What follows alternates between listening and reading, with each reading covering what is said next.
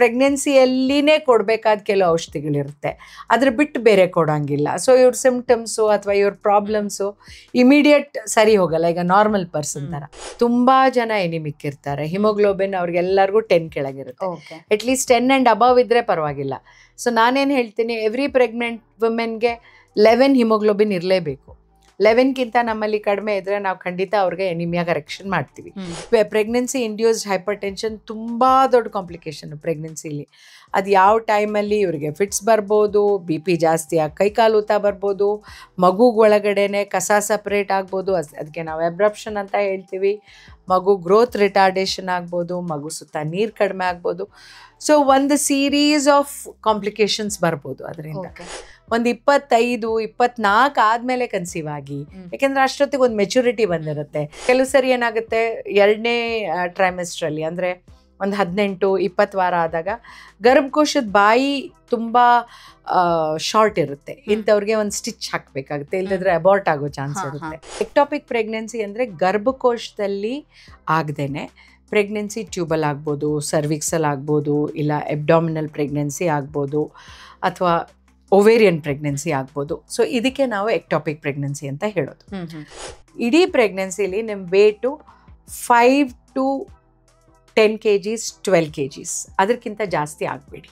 ಕಾಲು ಆಚೆ ಬಂದರೆ ಏನಾಗುತ್ತೆ, ತಲೆ ಸಿಕ್ಕಾಕೊಂಡ್ಬಿಡುತ್ತೆ. ಕಾಲು ತುಂಬ ಚಿಕ್ಕದು, ಸೊ ಕಾಲು ಹಿಂಗೆ ಬಂದ್ಬಿಡುತ್ತೆ.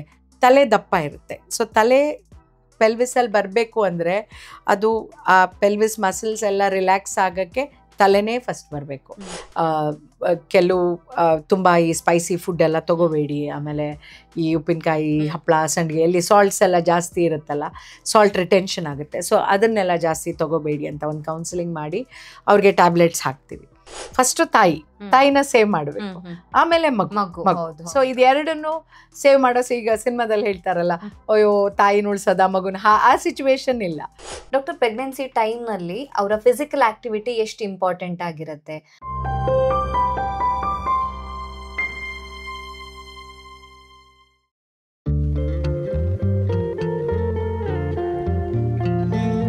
ನಮಸ್ತೆ, ನೀವು ನೋಡ್ತಾ ಇದ್ದೀರಾ ವಿಜಯ ಕರ್ನಾಟಕ. ನಾನು ರಕ್ಷಾ ಕೋಟ್ಯಾನ್. ಗರ್ಭಾವಸ್ಥೆಯಲ್ಲಿ ಪ್ರೆಗ್ನೆಂಟ್ ವುಮೆನ್ ತುಂಬಾನೇ ಹುಷಾರಾಗಿರ್ಬೇಕಾಗುತ್ತೆ. ಯಾಕೆ ಅಂತ ಹೇಳಿದ್ರೆ ಆ ಸಂದರ್ಭದಲ್ಲಿ ಅವರ ಜೊತೆಗೆ ಅವರ ಹೊಟ್ಟೆಯಲ್ಲಿ ಇನ್ನೊಂದು ಜೀವ ಕೂಡ ಇರುತ್ತೆ. ಆದ್ರೆ ಈ ಒಂದು ಪ್ರೆಗ್ನೆನ್ಸಿ ಟೈಮ್ನಲ್ಲಿ ಒಂದಿಷ್ಟು ರಿಸ್ಕ್ಗಳು ಬರುವಂಥದ್ದು ಅಥವಾ ಅವರ ಆರೋಗ್ಯದಲ್ಲಿ ಏರ್ಪೇರ್ ಆಗುವಂಥದ್ದು ಕಾಮನ್ ಆಗಿರುತ್ತೆ. ಹಾಗಿದ್ರೆ ಈ ಪ್ರೆಗ್ನೆನ್ಸಿ ಟೈಮ್ನಲ್ಲಿ ಅವರಿಗೆ ಯಾವುದೆಲ್ಲ ರಿಸ್ಕ್ ಫ್ಯಾಕ್ಟರ್ಸ್ ಇರುತ್ತೆ, ಅದನ್ನ ಯಾವ ರೀತಿಯಾಗಿ ಪರಿಹರಿಸ್ಕೊಳ್ಬಹುದು ಅನ್ನೋದ್ರ ಬಗ್ಗೆ ಹೆಚ್ಚಿನ ಮಾಹಿತಿಯನ್ನ ತಿಳಿಸ್ಕೊಡೋದಕ್ಕೆ ಇವತ್ತು ನಮ್ಮ ಜೊತೆ ಜಾಯ್ನ್ ಆಗಿದ್ದಾರೆ doctor Vidya V Bhat, senior gynaecologist, medical director of Radhakrishna multi speciality hospital. Doctor, ಕಾರ್ಯಕ್ರಮಕ್ಕೆ ಸ್ವಾಗತ. ನಮಸ್ಕಾರ. ಡಾಕ್ಟರ್, ಈ ಪ್ರೆಗ್ನೆನ್ಸಿ ಟೈಮ್ನಲ್ಲಿ ಪ್ರೆಗ್ನೆಂಟ್ ವುಮೆನ್ ತುಂಬಾನೇ ಹುಷಾರಾಗಿರ್ಬೇಕಾಗುತ್ತೆ. ಯಾಕೆಂತ ಹೇಳಿದ್ರೆ ನಾರ್ಮಲ್ ಆಗಿ ನಾವು ಇರೋದಕ್ಕೂ ಕೂಡ ಆ ಪ್ರೆಗ್ನೆನ್ಸಿ ಟೈಮ್ನಲ್ಲಿರುವಂತಹ ಒಂದು 9 ತಿಂಗಳಿದೆಯಲ್ಲ, ಅದು ತುಂಬಾನೇ ಇಂಪಾರ್ಟೆಂಟ್ ಆಗಿರುತ್ತೆ. ಸೊ ಈ ಟೈಮಲ್ಲಿ ಅವರು ಅಷ್ಟು ಹುಷಾರಾಗಿರ್ಬೇಕು ಅಂತ ಹಿರಿಯರು ಹೇಳೋದನ್ನ ನಾವೆಲ್ಲರೂ ಕೇಳಿರ್ತೀವಿ. ಯಾವ ಕಾರಣಕ್ಕೋಸ್ಕರ ಡಾಕ್ಟರ್? ಈಗ ಪ್ರೆಗ್ನೆಂಟ್ ಅಂದಾಕ್ಷಣ ಅವ್ರಿಗೆ ಏನೋ ಪ್ರಾಬ್ಲಮ್ ಬಂದ್ಬಿಡುತ್ತೆ ಅನ್ನೋದಲ್ಲ, ಬಟ್ ಹುಷಾರಾಗಿರ್ಬೇಕು. ಯಾಕೆಂದ್ರೆ ಈಗ ಏನಂದ್ರೆ ನಾರ್ಮಲ್ ಪ್ರೆಗ್ನೆನ್ಸಿ ಅಥವಾ ಲೋ ರಿಸ್ಕ್ ಪ್ರೆಗ್ನೆನ್ಸಿ ಇಲ್ಲ ಹೈ ರಿಸ್ಕ್ ಪ್ರೆಗ್ನೆನ್ಸಿ. ಈ ಲೋ ರಿಸ್ಕ್ ಪ್ರೆಗ್ನೆನ್ಸಿ ಅವರು ಎಲ್ಲ ಮದುವೆ ಆಗಿ 1-2 ವರ್ಷ ಇಲ್ಲ ಪ್ಲಾನಿಂಗ್ ಮಾಡಿ ಕನ್ಸೀವ್ ಆಗಿರ್ತಾರೆ. ಅವ್ರಿಗೆ ಯಾವುದೇ ರಿಸ್ಕ್ ಫ್ಯಾಕ್ಟರ್ಸ್ ಅಂದರೆ BP, ಶುಗರು, ಎನಿಮಿಯಾ ಏನೂ ಇರಲ್ಲ. ಎಲ್ಲ ಚೆನ್ನಾಗಿರ್ತಾರೆ.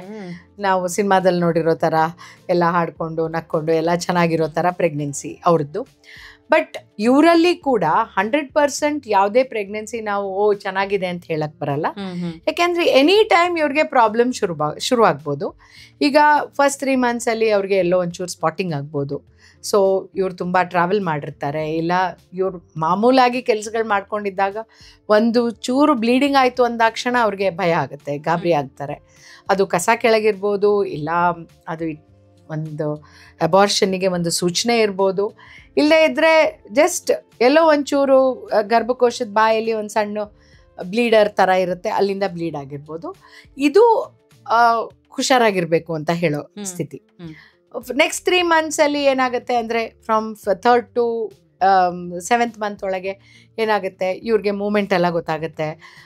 ಆವಾಗ ಒಂಚೂರು ಹೊಟ್ಟೆನೂ ಕಾಣಿಸೋಕ್ಕೆ ಶುರುವಾಗಿರುತ್ತೆ. BP ಸಡನ್ನಾಗಿ ಜಾಸ್ತಿ ಆಗ್ಬೋದು, ಇಲ್ಲ ಶುಗರ್ಸ್ ಜಾಸ್ತಿ ಆಗ್ಬೋದು. ಬಟ್ ನಾರ್ಮಲ್ ಆಗಿದ್ದರೆ ಎಲ್ಲದೂ ಚೆನ್ನಾಗಿದ್ದಿರ್ಬೋದು, ಮೂಮೆಂಟ್ಸ್ ಎಲ್ಲ ಗೊತ್ತಾಗ್ತಾ ಇರುತ್ತೆ. ಇವ್ರಿಗೆ ಪ್ರೆಗ್ನೆನ್ಸಿ ಒಂಥರ ಎಂಜಾಯ್ ಅಂದರೆ ಫಸ್ಟ್ 3 ಮಂತ್ಸಲ್ಲಿ ಅವ್ರಿಗೆ ವಾಂತಿ ಡಿಸ್ಕಂಫರ್ಟ್ ಇರುತ್ತೆ, ಇದಿರಲ್ಲ. ಈಗ ಎಲ್ಲ ಪ್ರೆಗ್ನೆನ್ಸಿನ ಎಂಜಾಯ್ ಮಾಡ್ತಾ ಇರ್ತಾರೆ.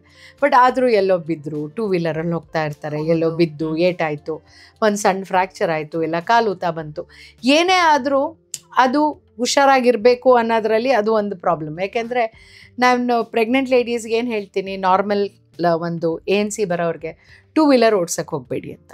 ಈ 2 ವೀಲರ್ ಓಡಿಸೋದ್ರಿಂದ ಪ್ರೆಗ್ನೆನ್ಸಿಗೇನೂ ಆಗಲ್ಲ. ಬಟ್ ಏನಾಗುತ್ತೆ, ಎಲ್ಲೋ ಗುದ್ದುತ್ತಾರೆ, ಇಲ್ಲ ಯಾರೋ ಬಂದು ಇವ್ರಿಗೆ ಗುದ್ದುತ್ತಾರೆ, ಬ್ಯಾಲೆನ್ಸ್ ಕಡಿಮೆ ತಪ್ಪು ಹೋಗುತ್ತೆ, ಆವಾಗ ಬೀಳೋ ಚಾನ್ಸ್ ಇರುತ್ತೆ. ಸೊ ಇಂಥವ್ರಿಗೆ ಹುಷಾರಾಗಿರಿ ಅಂತ ನಾವು ಈ ಎಲ್ಲ ಪ್ರಾಬ್ಲಮ್ಸ್ಗೋಸ್ಕರ ಹೇಳೋದು. ಲಾಸ್ಟ್ 3 ಮಂತ್ಸಲ್ಲಿ ಅಂದರೆ ಒಂದು 7 ತಿಂಗಳಿಂದ 9 ತಿಂಗಳಲ್ಲಿ ಈಗ ತುಂಬ ನಾವು ನೋಡ್ತಾ ಇರೋದು ಒಂದು ಸ್ಟ್ರೆಸ್ಸು. ಕೆಲಸದಲ್ಲಿರ್ತಾರೆ, ಮನೆ ಒಂದು ಜವಾಬ್ದಾರಿ ಇರುತ್ತೆ, ಇಲ್ಲ ಇನ್ನೊಂದು ಮಗು ಫಸ್ಟ್ ಮಗು ಇರುತ್ತೆ. ಸೊ ಪ್ರೀಟರ್ಮ್ ಲೇಬರ್ ನೋಡ್ತೀವಿ. ಸೊ ಇದಕ್ಕೂ ಕೂಡ ನಾವು ಹುಷಾರಾಗಿರಿ, ತುಂಬ ಸ್ಟ್ರೈನ್ ಮಾಡ್ಕೋಬೇಡಿ. ಮೆಟ್ಲು ಹತ್ತಿ ಇಳಿದು ಒಂದು 3-4 ಸರಿ ಪರವಾಗಿಲ್ಲ, ಒಂದು 25-30 ಸರಿ ಮೆಟ್ಲು ಹತ್ತಿ ಇಳಿದು ಮಾಡಿದ್ರೆ ಆವಾಗ ಎಲ್ಲೋ ಒಂದು ಬೀಳೋ ಚಾನ್ಸ್ ಇರ್ಬೋದು. ಅಥವಾ ತುಂಬ ಸ್ಟ್ರೈನ್ ಆಗಿರೋವಾಗ ಎಲ್ಲೋ ಒಂದು ಕಂಟ್ರಾಕ್ಷನ್ ಬಂತು, ಇಲ್ಲ ನೀರು ಹೋಯ್ತು, ಇದು ಏನೇ ಪ್ರಾಬ್ಲಮ್ ಆದರೂ ಅದು ಲೋ ರಿಸ್ಕಿಂದ ಹೈ ರಿಸ್ಕ್ಗೆ ಚೇಂಜ್ ಆಗ್ಬಿಡುತ್ತೆ, ಸಮಸ್ಯೆ ಬಂದೇ ಬರುತ್ತೆ. ಸೊ ಅದಕ್ಕೋಸ್ಕರ ಯಾವುದೇ ಟೈಮ್ ಆಫ್ ಪ್ರೆಗ್ನೆನ್ಸಿಯಲ್ಲಿ ಇವರು ಆದಷ್ಟು ಕೇರ್ಫುಲ್ ಆಗಿರೋದು ಒಳ್ಳೆಯದು. ಬೇಕಾಬಿಟ್ಟು ಎಲ್ಲೋ ಹೋಗೋದು, ಟ್ರಾವೆಲ್ ಮಾಡೋದು, ಎಲ್ಲ ಚೆನ್ನಾಗಿರ್ತಾರೆ, ಪ್ರೆಗ್ನೆನ್ಸಿಯಲ್ಲಿ ಇಲ್ಲಿಗೆ ಟ್ರಾವೆಲ್ ಮಾಡ್ಬೋದಾ ಅಂತ. ಈಗ ಟ್ರಾವೆಲ್ ಮಾಡೋದ್ರಿಂದ ಏನೂ ಆಗಲ್ಲ, ಬಟ್ ಟ್ರಾವೆಲ್ ಮಾಡಿ ಅಲ್ಲಿ ಹೋಗಿ ಅವರು ಔಟ್ಸೈಡ್ ಫುಡ್ ತಿಂತಾರೆ, ಇಲ್ಲ ಟಾಯ್ಲೆಟ್ಸ್ ಯೂಸ್ ಮಾಡ್ತಾರೆ, ಸೊ ಯೂರಿನ್ ಇನ್ಫೆಕ್ಷನ್ ಆಗ್ಬೋದು. ಇಲ್ಲ ಔಟ್ಸೈಡ್ ಫುಡ್ ತಿಂದಾಗ ಫುಡ್ ಅಪ್ಸೆಟ್ ಆಗುತ್ತೆ. ಫುಡ್ ಅಪ್ಸೆಟ್ ಆದರೆ ಟ್ರೀಟ್ಮೆಂಟ್ ಕೊಡ್ಬೋದು, ಬಟ್ ಕೆಲವು ಔಷಧಿಗಳು ಇವ್ರಿಗೆ ಕೊಡುವಂಗಿಲ್ಲ. ಸೊ ಈಗ ಪ್ರೆಗ್ನೆನ್ಸಿಯಲ್ಲಿನೇ ಕೊಡಬೇಕಾದ ಕೆಲವು ಔಷಧಿಗಳಿರುತ್ತೆ, ಅದ್ರ ಬಿಟ್ಟು ಬೇರೆ ಕೊಡೋಂಗಿಲ್ಲ. ಸೊ ಇವ್ರ ಸಿಮ್ಟಮ್ಸು ಅಥವಾ ಇವ್ರ ಪ್ರಾಬ್ಲಮ್ಸು ಇಮಿಡಿಯೇಟ್ ಸರಿ ಹೋಗಲ್ಲ, ಈಗ ನಾರ್ಮಲ್ ಪರ್ಸನ್ ಥರ. ಅವಾಗೇನಾಗುತ್ತೆ, ಅದೊಂಚೂರು ಡಿಲೇ ಆಗುತ್ತೆ. ಸೊ ಈ ಥರ ಎಷ್ಟೊಂದು ಪ್ರಾಬ್ಲಮ್ಸ್ ಬರೋದ್ರಿಂದ ನಾವು ಹೇಳೋದೇನು, ಆಚೆ ತಿನ್ನಬೇಡಿ, ಆದಷ್ಟು ಮನೆ ಆಹಾರ ತೊಗೊಳ್ಳಿ, ತುಂಬ ಸ್ಪೈಸಿ ಫುಡ್ ತೊಗೋಬೇಡಿ, ಆ್ಯಂಡ್ ಈ ಕಲರಿಂಗ್ ಏಜೆಂಟ್ಸ್ ಎಲ್ಲ ಹಾಕಿರೋದು ತಿನ್ನಬೇಡಿ. ಯಾಕೆಂದರೆ ನಮಗೆ ಗೊತ್ತಿಲ್ಲ ಅದ್ರದ್ದು ಸೈಡ್ ಎಫೆಕ್ಟ್ಸ್ ಏನು, FDA ಅಪ್ರೂವ್ಡ್ ಇರಲ್ಲ, ಯಾವ್ದ್ಯಾವುದೋ ಏನೇನೋ ಎಲ್ಲ ಇರುತ್ತೆ. ಸೊ ಜಂಕ್ ತಿನ್ನೋಕ್ಕೆ ಹೋಗಬೇಡಿ. ನೀವು ಆದಷ್ಟು ಮನೇಲಿ ಮಾಡಿರೋದು ಕ್ಲೆನ್ಲಿನೆಸ್ ಮೇಂಟೈನ್ ಮಾಡಿ, ಮನೆಯಲ್ಲಿರಿ, ತುಂಬ ಟ್ರಾವೆಲ್ ಮಾಡಬೇಡಿ. ಇವತ್ತು ಇಲ್ಲಿ ಹೋದೆ ಅಲ್ಲಿ ಹೋದೆ. ಈಗ ಈವನ್ ಸ್ವಿಮ್ಮಿಂಗ್ ಮಾಡ್ಬೋದು, ಸ್ವಿಮ್ಮಿಂಗ್ ಮಾಡ್ಬೋದು, ಬಟ್ ಸ್ವಿಮ್ಮಿಂಗಲ್ಲೂ ಕೆಲವು ಸರಿ ಏನಾಗುತ್ತೆ, there are chances of infection. So ಅದಕ್ಕೆ ಕೇರ್ಫುಲ್ ಆಗಿರಿ ಅಂತ ಹೇಳಿ. ಓಕೆ, ಸಿಂಪ್ಟಮ್ಸ್ ಯಾವುದೆಲ್ಲ ಗೊತ್ತಾಗುತ್ತೆ ಅವ್ರಿಗೆ? ಏನಾದರೂ ಪ್ರೆಗ್ನೆನ್ಸಿಯಲ್ಲಿ ರಿಸ್ಕ್ ಇದೆ ಅಂದಾಗ ಯಾವುದೆಲ್ಲ ಲಕ್ಷಣಗಳು ಕಂಡು ಬರುತ್ತೆ ಡಾಕ್ಟರ್? ಈಗ ನಾನು ಮುಂಚೆ ಹೇಳ್ದಂಗೆ ಫಸ್ಟ್ 3 ಮಂತ್ಸಲ್ಲಿ ಇವ್ರಿಗೆ ರಿಸ್ಕ್ ಬರೋದ್ರಲ್ಲಿ ಒಂಚೂರು BP ಜಾಸ್ತಿ ಆಗ್ಬೋದು, ಇಲ್ಲ ಕೆಲವು ಸರಿ ಏನಾಗುತ್ತೆ, ನಾವು ಫಸ್ಟ್ ಬ್ಲಡ್ ಟೆಸ್ಟಲ್ಲಿ ಶುಗರ್ಸ್ ಜಾಸ್ತಿ ಇರ್ಬೋದು, ಇಲ್ಲದೆ ಇದ್ದರೆ ಬ್ಲೀಡ್ ಆಗ್ಬೋದು, ಕಸ ಕೆಳಗಿದ್ದು ಬ್ಲೀಡ್ ಆಗ್ಬೋದು, ಆ ಕಸ ಅಲ್ಲೇ ಇದ್ದಿರ್ಬೋದು, ಮೇಲೆ ಹೋಗೋದೇ ಇಲ್ಲ. ಸೊ ಪ್ಲಸೆಂಟಾ ಪ್ರಿವಿಯಾ ಅದು ರಿಸ್ಕಿ ಪ್ರೆಗ್ನೆನ್ಸಿನೇ. ಯಾವ ಟೈಮಲ್ಲಿ ಎಷ್ಟು ಬ್ಲೀಡ್ ಆಗ್ತಾರೆ, ಇಲ್ಲ ಡೆಲಿವರಿ ಟೈಮಲ್ಲಿ ಬ್ಲೀಡಿಂಗ್ ಆಗ್ಬೋದು. ಸೊ ಇದು ಎಲ್ಲ ಫಸ್ಟ್ 3 ಮಂತ್ಸಲ್ಲಿ ಬರೋದು. 3rd month onwards once again BP ಜಾಸ್ತಿ ಆಗ್ಬೋದು, ಇಲ್ಲ ಶುಗರ್ ಬರ್ಬೋದು, ಇಲ್ಲ ಎನಿಮಿಯಾ ತುಂಬ ಕಾಮನ್ ನಮ್ಮ ದೇಶದಲ್ಲಿ. ರೂರಲ್ ಇಂಡಿಯಾ ಅಲ್ಲಿ, ಈವನ್ ಅರ್ಬನ್ ಇಂಡಿಯಾಲ್ಲಿ ಕೂಡ ನೋಡ್ತೀವಿ, ತುಂಬ ಜನ ಎನಿಮಿಕ್ ಇರ್ತಾರೆ. ಹಿಮೋಗ್ಲೋಬಿನ್ ಅವ್ರಿಗೆಲ್ಲರಿಗೂ 10 ಕೆಳಗಿರುತ್ತೆ. ಅಟ್ಲೀಸ್ಟ್ 10 ಆ್ಯಂಡ್ ಅಬವ್ ಇದ್ದರೆ ಪರವಾಗಿಲ್ಲ. ಸೊ ನಾನೇನು ಹೇಳ್ತೀನಿ, ಎವ್ರಿ ಪ್ರೆಗ್ನೆಂಟ್ ವುಮೆನ್ಗೆ 11 ಹಿಮೋಗ್ಲೋಬಿನ್ ಇರಲೇಬೇಕು. 11ಕ್ಕಿಂತ ನಮ್ಮಲ್ಲಿ ಕಡಿಮೆ ಇದ್ದರೆ ನಾವು ಖಂಡಿತ ಅವ್ರಿಗೆ ಎನಿಮಿಯಾ ಕರೆಕ್ಷನ್ ಮಾಡ್ತೀವಿ. ಇನ್ನೊಂದು ಕಾರಣಕ್ಕೆ ಏನಕ್ಕೆ ನಾವು ಹಿಮೋಗ್ಲೋಬಿನ್ 11 ಇರಬೇಕು ಅಂತ ಹೇಳೋದಂದರೆ, ಈಗ ಮಗುಗೆ ಆಕ್ಸಿಜನ್ ಬ್ಲಡ್ ಸಪ್ಲೈ ಎಲ್ಲ ತಾಯಿಯಿಂದನೇ ಹೋಗೋದು. ಸೊ ತಾಯಿಯಿಂದ ಹೋಗುವಾಗ ಈ ಕೆಂಪು ರಕ್ತ ಕಣಗಳಲ್ಲಿ ಆಕ್ಸಿಜನ್ ಕ್ಯಾರಿ ಮಾಡುತ್ತೆ. ಸೊ ಅದು ಕಡಿಮೆ ಇದ್ದರೆ, ಈಗ ರಕ್ತ ಕಡಿಮೆ ಇದ್ದರೆ ಅದು ಕಡಿಮೆ ಇದ್ದು ಮಗುಗೆ ಇನಫ್ ಆಕ್ಸಿಜನ್ ಹೋಗದೆ ಇದ್ರೆ ಮಗು ಗ್ರೋತ್ ರಿಟಾರ್ಡೇಷನ್ ಆಗ್ಬೋದು, ಮೆಂಟಲ್ ಡೆವಲಪ್ಮೆಂಟ್ ಆಗದೆ ಇರ್ಬೋದು. ಸೊ ಇದೆಲ್ಲ ಕಾರಣಗಳು ಅಂದ್ರೆ ಹಿಂಗೆ ಒಂದಕ್ಕೆ ಸೀಕ್ವೆಲ್ ಆಗಿ ಹೋಗ್ತಾ ಇರುತ್ತೆ ಹೊರತು ಅದರಿಂದ ನಾವು ಸರಿ ಹೋಗಬೇಕು. ಇಲ್ಲ ಕೆಲವು ಸರಿ ತುಂಬಾ ಎನಿಮಿಕ್ ಇದ್ರೆ ಪಾಯಿಂಟ್ ಆಫ್ ನೋ ರಿಟರ್ನ್, ತುಂಬಾ ಬ್ಲೀಡಿಂಗ್ ಎಲ್ಲ ಆಗಿ ಹಂಗಾಗೋ ಬದಲು ಫಸ್ಟೇ ಹಿಮೋಗ್ಲೋಬಿನ್ 11 ಇರಬೇಕು ಅವ್ರಿಗೆ. ಈಗ BP ಬರ್ಬೋದಾ ಬರಲ್ವಾ ಅನ್ನೋ PIH pregnancy induced hypertension ತುಂಬ ದೊಡ್ಡ ಕಾಂಪ್ಲಿಕೇಶನ್ ಪ್ರೆಗ್ನೆನ್ಸಿಲಿ. ಅದು ಯಾವ ಟೈಮಲ್ಲಿ ಇವ್ರಿಗೆ ಫಿಟ್ಸ್ ಬರ್ಬೋದು, ಬಿ ಪಿ ಜಾಸ್ತಿ ಆಗಿ ಕೈಕಾಲು ಊತ ಬರ್ಬೋದು, ಮಗುಗೆ ಒಳಗಡೆನೆ ಕಸ ಸಪ್ರೇಟ್ ಆಗ್ಬೋದು, ಅದಕ್ಕೆ ನಾವು ಎಬ್ರಪ್ಷನ್ ಅಂತ ಹೇಳ್ತೀವಿ. ಮಗು ಗ್ರೋತ್ ರಿಟಾರ್ಡೇಷನ್ ಆಗ್ಬೋದು, ಮಗು ಸುತ್ತ ನೀರು ಕಡಿಮೆ ಆಗ್ಬೋದು. ಸೊ ಒಂದು ಸೀರೀಸ್ ಆಫ್ ಕಾಂಪ್ಲಿಕೇಶನ್ಸ್ ಬರ್ಬೋದು ಅದರಿಂದ. ಸೊ ಆದ್ದರಿಂದ ಏನು ಹೇಳ್ತೀವಿ, ನಿಮಗೆ ಬಿ ಪಿ ಫಸ್ಟ್ ಟ್ರೈಮಿಸ್ಟರಲ್ಲಿ ಸರಿ ಇದೆಯಾ, ಫಸ್ಟ್ ಸ್ಕ್ಯಾನಲ್ಲಿ ನಮಗೆ ಏನಾದರೂ ಡಾಪ್ಲರ್ ಫ್ಲೋ ಅಲ್ಲಿ ಏನಾದ್ರು ಪ್ರಾಬ್ಲಮ್ ಕಾಣಿಸ್ತಾ ಇದೆಯಾ ಅಂದರೆ screening test for PIH, pregnancy induced hypertension. ಅಂದರೆ ಇವ್ರು ಬಿ ಪಿ ಫಸ್ಟ್ ಇರಲ್ಲ, ಪ್ರೆಗ್ನೆನ್ಸಿ ಟೈಮಲ್ಲಿ ಬರುತ್ತೆ ಇವ್ರಿಗೆ. ಬಿ ಪಿ ಮುಂಚೆ ಇದ್ದು ಅಂದರೆ ಅವರು ಎಸೆನ್ಷಿಯಲ್ ಇದು ಎಸೆನ್ಷಿಯಲ್ ಹೈಪರ್ ಟೆನ್ಷನ್ ಇದ್ದಿದ್ದು ಬೇರೆ, ಪ್ರೆಗ್ನೆನ್ಸಿ ಇಂಡ್ಯೂಸ್ಡ್ ಬೇರೆ. ಅದೇ ಥರ ಜೆಸ್ಟೇಷನಲ್ ಇದು hyper tension correct and gestational diabetes ಇರುತ್ತೆ, ಪ್ರೆಗ್ನೆನ್ಸಿಯಲ್ಲಿ ಬರುತ್ತೆ ಇವ್ರಿಗೆ. ಸೊ ಈ ಪ್ರೆಗ್ನೆನ್ಸಿ ಟಾಲರೆನ್ಸ್ ಲೆವೆಲ್ಸ್ ಕಡಿಮೆ ಇರುತ್ತೆ ಎಷ್ಟೋ ಜನಕ್ಕೆ. ಸೊ ಆದ್ದರಿಂದ ಈ ಥರ ಪ್ರಾಬ್ಲಮ್ ಆಗೋದ್ರಿಂದ ನಾವೇನು ಹೇಳ್ತೀವಿ, ಫಸ್ಟ್ 3 months ನೋಡ್ಕೊಳ್ಳಿ ಚೆನ್ನಾಗಿ, ದೆನ್ ಸೆಕೆಂಡ್ ಟ್ರೈಮಿಸ್ಟರ್ ಅಂದರೆ ಥರ್ಡ್ ಮಂತಿಂದ 7th ಮಂತಲ್ಲಿ ಬಿ ಪಿ ಏನಾದರೂ ಇವ್ರಿಗೆ ಜಾಸ್ತಿ ಆಗ್ತಾ ಬಂತು ಅಂದರೆ ನಾವು ಮೆಡಿಕೇಶನ್ಸ್ ಹಾಕ್ತೀವಿ. ಮತ್ತು ಇನ್ನೂ ಜಾಸ್ತಿ ಅದು ಔಟ್ ಆಫ್ ಕಂಟ್ರೋಲ್ ಹೋಯಿತು ಅಂದರೆ ದೆನ್ ಬೇಬಿ ಡೆಲಿವರಿ ಮಾಡಬೇಕಾಗುತ್ತೆ. ಬೇಬಿ 30 weeks ಅಬವ್ ಇದ್ದರೆ ಹೆಂಗೋ NICU ಸೇವ್ ಮಾಡ್ಬೋದು. ತೀರಾ ಚಿಕ್ಕ ಬೇಬಿ 26 weeks 27 weeks ಔಟ್ಕಮ್ ಅಷ್ಟು ಚೆನ್ನಾಗಿದೆ. ಸೊ ಆದ್ದರಿಂದ ಹುಷಾರಾಗಿರಿ. ಪ್ರೆಗ್ನೆನ್ಸಿ ಕಾಂಪ್ಲಿಕೇಶನ್ಸ್ ಇದ್ದರೆ ಡಾಕ್ಟ್ರಲ್ಲಿ ತೋರಿಸ್ಕೊಳ್ಳಿ. ಆ್ಯಂಡ್ ಹೈ ರಿಸ್ಕ್ ಪ್ರೆಗ್ನೆನ್ಸಿ ಇದ್ದರೆ ಅದನ್ನು ಕೂಡ ನಾವು ಟ್ಯಾಕಲ್ ಮಾಡಬೇಕಾಗತ್ತೆ. ಹೀಗೆ ತುಂಬ ಪ್ರಾಬ್ಲಮ್ಸ್ ಬರೋದ್ರಿಂದ ಆಬ್ಸ್ಟೆಟ್ರಿಷನ್ ಅಂದರೆ ಡೆಲಿವರೀಸ್ ಮಾಡೋರು ಮತ್ತು ಮಾಡಿಸ್ಕೊಳ್ಳೋರಿಗೆ ತುಂಬ ಒಂದು ಸ್ಟ್ರೆಸ್ ಇರುತ್ತೆ, ಯಾವ ಪ್ರಾಬ್ಲಮ್ಮು ಇದು ಅಂತ. ಆ್ಯಸ್ ಅ ಆಬ್ಸ್ಟೆಟ್ರಿಷನ್ ನಮಗೆ 2 ಪ್ರಾಬ್ಲಮ್ಸ್, ಒಂದು ಮಗುನ ನೋಡ್ಕೋಬೇಕು, ಇನ್ನು ತಾಯಿನ ನೋಡ್ಕೋಬೇಕು. ಸೊ ತಾಯಿ ಈಸ್ ವೆರಿ ಇಂಪಾರ್ಟೆಂಟ್. ತಾಯಿಗೆ ಫಸ್ಟು ಚೆನ್ನಾಗಿರ್ಬೇಕು, ಆಮೇಲೆ ಮಗು. ನಾವು ಫಸ್ಟ್ ಪ್ರಿಫರೆನ್ಸ್ ಯಾವಾಗಲೂ ತಾಯಿಗೆ. ತಾಯಿ ಜೀವಕ್ಕೇನು ಆಗಬಾರ್ದು, ಮೆಟರ್ನಲ್ ಮಾರ್ಟಾಲಿಟಿ ಅನ್ನೋದು ಆಗಲೇಬಾರ್ದು. ಪೆರಿನೇಟಲ್ ಮಾರ್ಟಾಲಿಟಿ ನೆಕ್ಸ್ಟ್, ಅದು ಇಂಪಾರ್ಟೆಂಟ್, ಮಗು ಜೀವನೂ ಇಂಪಾರ್ಟೆಂಟ್, ಅದಕ್ಕೂ ತೊಂದರೆ ಆಗಬಾರ್ದು. ಸೊ ಅದು ಎರಡಕ್ಕೂ ಒಂದು ಒಳ್ಳೆ ಔಟ್ಕಮ್ ಕೊಡೋಕ್ಕೆ ಎಷ್ಟು ಬೇಕು ಅನ್ನೋದಕ್ಕೆ ನಾವೆಲ್ಲ ಗೈಡ್ಲೈನ್ಸು ಅಥವಾ ಈ ಪ್ರೋಟೋಕಾಲ್ಸು ಮಾಡಿರ್ತೀವಿ, ಅದನ್ನು ನಾವು ಸ್ಟ್ರಿಕ್ಟಾಗಿ ಫಾಲೋ ಮಾಡ್ತೀವಿ. ಹಾಗಿದ್ರೆ ಡಾಕ್ಟರ್, ಯಾವ ಕಾರಣಕ್ಕೋಸ್ಕರ ಪ್ರೆಗ್ನೆನ್ಸಿ ಟೈಮ್ನಲ್ಲಿ ಕಾಂಪ್ಲಿಕೇಶನ್ಸ್ಗಳು ಅಥವಾ ರಿಸ್ಕ್ಗಳು ಬರುವಂಥದ್ದು? ಈಗ ಅದು ಒಂದಕ್ಕೊಂದು ರಿಲೇಟೆಡ್. ಈಗ ತುಂಬ ಯಂಗ್ ಮದರ್ಸ್, ಈಗ 19 ನಾವು ಹೇಳ್ತೀವಿ ಯಾಕಮ್ಮ ಇಷ್ಟು ಬೇಗ ಪ್ರೆಗ್ನೆಂಟ್ ಆಗ್ತೀರ ಅಂತ. 18 ವರ್ಷಕ್ಕೆ ಮುಂಚೆನೇ ಮದುವೆ ಮಾಡಿಬಿಡ್ತಾರೆ, ಆಮೇಲೆ 18 ಪ್ರೆಗ್ನೆಂಟ್ ಆಗಿಬಿಡ್ತಾರೆ. ಸೊ ಅಂಥವರಲ್ಲಿ ಅವ್ರಿಗೆ PIH ರಿಸ್ಕ್ ಜಾಸ್ತಿ. ಆಮೇಲೆ ಯಾಕೆಂದರೆ ಇನ್ನೂ ಬೆಳೆದಿಲ್ಲ, ಹೌದು ಅಲ್ವಾ? ಈಗ ಒಂದು ಹೆಂಗಸು ಫ್ರಮ್ ಅಂದರೆ ಅವರ ದೇಹ ಅಂದರೆ ಸೆಟ್ ಆಗ್ತಾ ಇಲ್ಲ. ಯಾಕೆಂದರೆ ಈಗ ಒಂದು ಮಗು ಅದು ಎಡೋಲೆಸೆಂಟ್ ಗರ್ಲ್ ಆಗಕ್ಕೆ, ಋತುಮತಿ ಆಗಿ ಎಡೋಲೆಸೆಂಟ್ ಗರ್ಲ್ ಆಗಕ್ಕೆ, ಅದಾಗಿ ಒಂದು ಹೆಣ್ಣು ಆಗಕ್ಕೆ there is a process. So ಈಗ 18-19 ಕೂಡ ನಾವು ಲೇಟ್ ಅಡೋಲೆಸೆಂಟ್ ಅಂತ ಹೇಳ್ತೀವಿ.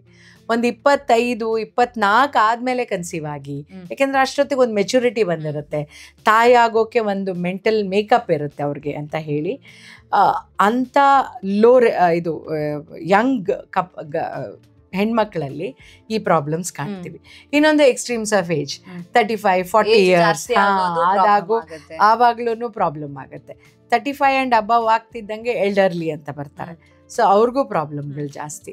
ಇನ್ನು ಅಸೋಸಿಯೇಟೆಡ್ ಟ್ವಿನ್ ಪ್ರೆಗ್ನೆನ್ಸಿ, ಅವ್ರಿಗೂ ಪ್ರಾಬ್ಲಮ್ಸ್ ಜಾಸ್ತಿ. ಶುಗರ್ ಬರ್ಬೋದು, BP ಜಾಸ್ತಿ ಆಗ್ಬೋದು. IVF ಪ್ರೆಗ್ನೆನ್ಸೀಸ್, ಅದು ಹೈ ರಿಸ್ಕ್ ಪ್ರೆಗ್ನೆನ್ಸೀಸ್.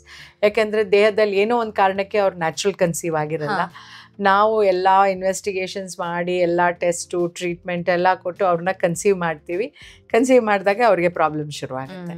ಸೊ ಈ ಮಲ್ಟಿಪಲ್ ಕೆಲವು ಸರಿ ಏನಾಗುತ್ತೆ, 2ನೇ ಟ್ರೈಮಿಸ್ಟ್ರಲ್ಲಿ ಅಂದರೆ ಒಂದು 18-20 ವಾರ ಆದಾಗ ಗರ್ಭಕೋಶದ ಬಾಯಿ ತುಂಬ ಶಾರ್ಟ್ ಇರುತ್ತೆ. ಇಂಥವ್ರಿಗೆ ಒಂದು ಸ್ಟಿಚ್ ಹಾಕಬೇಕಾಗುತ್ತೆ, ಇಲ್ಲದಿದ್ರೆ ಅಬಾರ್ಟ್ ಆಗೋ ಚಾನ್ಸ್ ಇರುತ್ತೆ. ಸೊ ಇದೆಲ್ಲ ಒಂದಾದ್ಮೇಲೆ ಒಂದು ನಮ್ಮಲ್ಲಿ ಕಾಣೋ ಪ್ರಾಬ್ಲಮ್ಸು.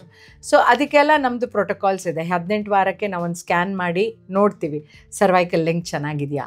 ಎನಿಥಿಂಗ್ ಅಬೌವ್ 3.5-3 centimeters ತೊಂದರೆ ಇಲ್ಲ. 2.5 and below ಇದ್ದರೆ ಶಾರ್ಟ್ ಸರ್ವಿಕ್ಸ್ ಅಂದ್ಬಿಟ್ಟು ಅದಕ್ಕೊಂದು ಸ್ಟಿಚ್, ಅಂದರೆ ಈಗ ಬಾಗಿಲು ಭದ್ರ ಮಾಡ್ತೀವಿ ಅಂತ. ಈಗ ನಿಮ್ಮ ನಾರ್ಮಲ್ ಬಾಗಿಲಿಗೆ ಒಂದು ಇದರದ್ದು ಐರನ್ ಬಾಗಿಲು ಮಾಡಿಬಿಟ್ಟು ಭದ್ರ ಮಾಡ್ತೀರಲ್ಲ, ಅದೇ ಥರ ನಾವು ಇದಕ್ಕೊಂದು ಸ್ಟಿಚ್ ಹಾಕಿ ಭದ್ರ ಮಾಡ್ತೀವಿ. ಸೊ ಇದೆಲ್ಲ ಕೆಲವು ಪ್ರಾಬ್ಲಮ್ಸ್ ನಾವು ಕಾಮನ್ ಆಗಿ ನೋಡೋದು. ಇನ್ನು ಕೆಲವು ಎನಿಮಿಯಾ, BP, ಶುಗರ್ ಜಾಸ್ತಿ ಆಗೋದು, ಆಮೇಲೆ BP ಜಾಸ್ತಿ ಆಗಿ ಜಾಂಡಿಸ್ ಬರೋದು, ಇದೆಲ್ಲ ಸ್ವಲ್ಪ ರೇರ್ ಕಾಂಪ್ಲಿಕೇಶನ್ಸ್. ಅದಕ್ಕೆ ಹೆಲ್ಪ್ ಸಿಂಡ್ರೋಮ್ ಅಂತ ಹೇಳ್ತೀವಿ. ಸೊ ಇದೆಲ್ಲ ಸ್ವಲ್ಪ ಇದು ಕಾಂಪ್ಲಿಕೇಟೆಡ್, ಅಂದರೆ ಟೈಮ್ಲಿ ಟ್ರೀಟ್ಮೆಂಟ್ ಆಗದಿದ್ರೆ ಇದಾಗೋದು. ಇನ್ನು ಬಾಕಿದು ರೀನಲ್ ಪ್ರಾಬ್ಲಮ್ಸು, ಅಂದರೆ ಕಿಡ್ನಿ ಫೇಲಿಯರು, ಲಿವರ್ ಫೇಲಿಯರ್, ಇದು ಕೂಡ ನೋಡ್ತೀವಿ, ಬಟ್ ರೇರ್ ಕೇಸಸ್. ಅಂದ್ರೆ ಪ್ರೆಗ್ನೆನ್ಸಿ ಟೈಮಲ್ಲೂ ಆಗುತ್ತೆ ಕೆಲವು ಸರಿ. ಫಲ್ಮಿನೆಂಟ್ ಹೆಪಾಟಿಕ್ ಫೇಲಿಯರ್ ಆಗುತ್ತೆ. ಯಾಕೆ ಆ ಥರ ಆಗುತ್ತೆ ಡಾಕ್ಟರ್? ಅಂದರೆ ಅವ್ರಿಗೆ ಪ್ರೀವಿಯಸ್ ಹಿಸ್ಟ್ರಿ ಆಫ್ ಜಾಂಡಿಸ್ಸು ಅಥವಾ ಪ್ರೀವಿಯಸ್ಲಿ ಅವ್ರಿಗೆ ಈ BP ಎಲ್ಲ ಜಾಸ್ತಿ ಇದ್ದು ಕಂಟ್ರೋಲ್ ಮಾಡದಿದ್ರೆ ಸಡನ್ ಫಲ್ಮಿನೆಂಟ್ ಹೆಪಾಟಿಕ್ ಫೇಲಿಯರ್ಗೆ ಹೋಗೋ ಚಾನ್ಸ್ ಇರುತ್ತೆ. ಆಮೇಲೆ ಕಿಡ್ನಿದು ಅಷ್ಟೇ, ಅವ್ರಿಗೆ ಎಲ್ಲ ನಾರ್ಮಲ್ ಇರ್ತಾರೆ, ಬಟ್ ಈ ಸಿವಿಯರ್ PIH ಅಕ್ಯೂಟ್ ಅಟ್ಯಾಕ್ ಆಗಿಬಿಟ್ಟು ಅವ್ರಿಗೆ ಕಿಡ್ನಿ ಎರಡೂ ಫೇಲ್ ಆಗೋ ಚಾನ್ಸ್ ಇರುತ್ತೆ. ಸೊ ಅದು ಅಕ್ಯೂಟ್ ರೀನಲ್ ಫೇಲಿಯರ್ ಅಂತ ಹೇಳ್ತೀವಿ. ಸೊ ಅದು ಪ್ರೆಗ್ನೆನ್ಸಿಲಿ ಆಗೋ ಚಾನ್ಸ್ ಇರುತ್ತೆ, which is a little rare, not very common but rare. ಅದೇನೋ ಅಂತಾರಲ್ಲ, ಒಂದು 30 ವರ್ಷದಲ್ಲಿ ಇದೆಲ್ಲ ನೋಡ್ಬಿಟ್ಟು ತುಂಬ ಇದನ್ನೆಲ್ಲ ನೋಡಿ, ಸೊ ಎವ್ರಿ ಪೇಷಂಟ್ ಬಂದಾಗೂ ಇವ್ರನ್ನ ಚೆನ್ನಾಗಿ ಮನೆಗೆ ಕಳಿಸ್ಬೇಕು ಅನ್ನೋ ಒಂದು ನಮ್ಮ ಔಟ್ಲುಕ್ಕೇ ಇರುತ್ತೆ. ಸೊ ಹಾಗಾಗಿ ಕಡಿಮೆ ಏಜ್ ಇರೋದು ಅಥವಾ ಜಾಸ್ತಿ ಏಜ್, ಎಕ್ಸ್ಟ್ರೀಮ್ಸ್ ಆಫ್ ಏಜ್ ಅಲ್ಲಿ ಪ್ರಾಬ್ಲಮ್ಸ್, ಅದು ಕೂಡ ರಿಸ್ಕ್ ಆಗುತ್ತೆ. ಡಾಕ್ಟರ್, ಇದನ್ನ ಹೊರತುಪಡಿಸಿ ಈಗ ಪ್ರೆಗ್ನೆಂಟ್ ಆಗೋದಕ್ಕಿಂತ ಮುಂಚೆ ಅವರು ಹೆಚ್ಚು ಸ್ಮೋಕ್ ಮಾಡ್ತಿದ್ರು, ಅಂದ್ರೆ ಇವಾಗಿನ ಜನರೇಷನ್ ಅಲ್ಲಿ ಅದು ಕಾಮನ್ ಆಗಿರುತ್ತೆ, ಸ್ಮೋಕ್ ಮಾಡ್ತಿದ್ರು ಅಥವಾ ಡ್ರಿಂಕ್ಸ್ ಮಾಡ್ತಿದ್ರು ಅಥವಾ ಬೇರೆ ಏನಾದರೂ ಅಭ್ಯಾಸಗಳಿತ್ತು, ಹೆಲ್ತ್ ಇಶ್ಯೂಸ್ ಇತ್ತು ಅಂದ್ರೆ ಅದು ಪ್ರೆಗ್ನೆನ್ಸಿ ಟೈಮಲ್ಲಿ ಅವ್ರಿಗೆ ಎಫೆಕ್ಟ್ ಆಗುತ್ತಾ? ಈಗ ಪ್ರೆಗ್ನೆಂಟ್ ಇರ್ಬೇಕಾದ್ರೆ ಏನು ಸ್ಮೋಕ್ ಮಾಡಲ್ಲ ಅಥವಾ ಡ್ರಿಂಕ್ಸ್ ಮಾಡಲ್ಲ, ಬಟ್ ಪ್ರೀವಿಯಸ್ ಏನಾದರೂ ಆ ಥರ ಮಾಡಿರೋದು ಪ್ರೆಗ್ನೆಂಟ್ ಆಗ್ಬೇಕಾದ್ರೆ ಏನಾದರೂ ಎಫೆಕ್ಟ್ ಕೊಡುತ್ತಾ? Yeah definitely. ಯಾಕೆಂದ್ರೆ ಈಗ ಸ್ಮೋಕ್ ಮಾಡೋರಿಗೆ ಓವೇರಿಯನ್ ರಿಸರ್ವೇ ಕಡಿಮೆ ಆಗ್ಬಿಡುತ್ತೆ. ಸೊ ಅವ್ರಿಗೆ ನಾವೇನು ಹೇಳ್ತೀವಿ, ನಾನು ಸ್ಮೋಕ್ ಆಲ್ಕೋಹಾಲ್ ಮಾಡೋರಿಗೆ, ನೋಡಿ ನೀವು ಕನ್ಸೀವ್ ಆಗಬೇಕು, ತಾಯಿ ಆಗಬೇಕು, you have to be more responsible. ಯಾಕೆಂದರೆ ಈ ಸ್ಮೋಕ್ ಮಾಡೋದ್ರಿಂದ ನಮ್ಮ ದೇಹದಲ್ಲಿ ಅಂಡಾಶಯ ಇಷ್ಟು ಎಗ್ಸ್ ಅಂತ ಲೈಫ್ ಟೈಮಲ್ಲಿ ಇರುತ್ತೆ. ಸೊ ಈ 400 ಎಗ್ಸ್ ನಮಗೆ, ಈ 400 ಎಗ್ಸ್ ಅಲ್ಲಿ ನಾವು 18 ವರ್ಷಕ್ಕೆ ಸ್ಮೋಕಿಂಗ್ ಮಾಡಿಬಿಟ್ಟು ಅದರದ್ದೆಲ್ಲ ಒಂದು ಲೈಫ್ ತೆಗೆದುಬಿಟ್ರೆ ಆಮೇಲೆ ಉಳಿಯೋ ಮೆನೋಪಾಸಲ್ಲಿ 1000 ಎಗ್ಸ್ ಉಳಿಯುತ್ತೆ.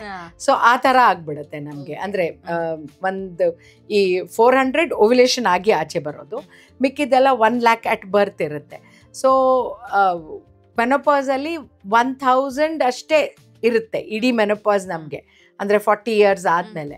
ಸೊ ಅದು ಮಂತ್ಲಿ ಆಚೆ ಬಂದು ಮಿಕ್ಕಿದ್ದೆಲ್ಲ ಅದು ಅಪಾಪ್ಟೋಸಿಸ್ ಅಂತ ಹೇಳ್ತೀವಿ, ಅದಾಗಿ ಹೋಗುತ್ತೆ. ಸೊ ಈ ಥರ ಇದ್ದಾಗ ನಾವು ಮುಂಚೆನೇ ಈ ಥರ ಸ್ಮೋಕ್ ಮಾಡಿ ನಮ್ಮ ವೆಸಲ್ಸ್ ಎಲ್ಲ ಹಾಳು ಮಾಡಿಕೊಂಡು ಆಲ್ಕೋಹಾಲ್ ತೊಗೊಂಡು liver failure, one of the factors, ತುಂಬ ಆಲ್ಕೋಹಾಲ್ ತೊಗೊಳ್ಳೋರ್ಗೂ ಫಲ್ಮಿನೆಂಟ್ ಹೆಪಾಟಿಕ್ ಫೇಲಿಯರ್ ಆಗುತ್ತೆ. That is one of the factors.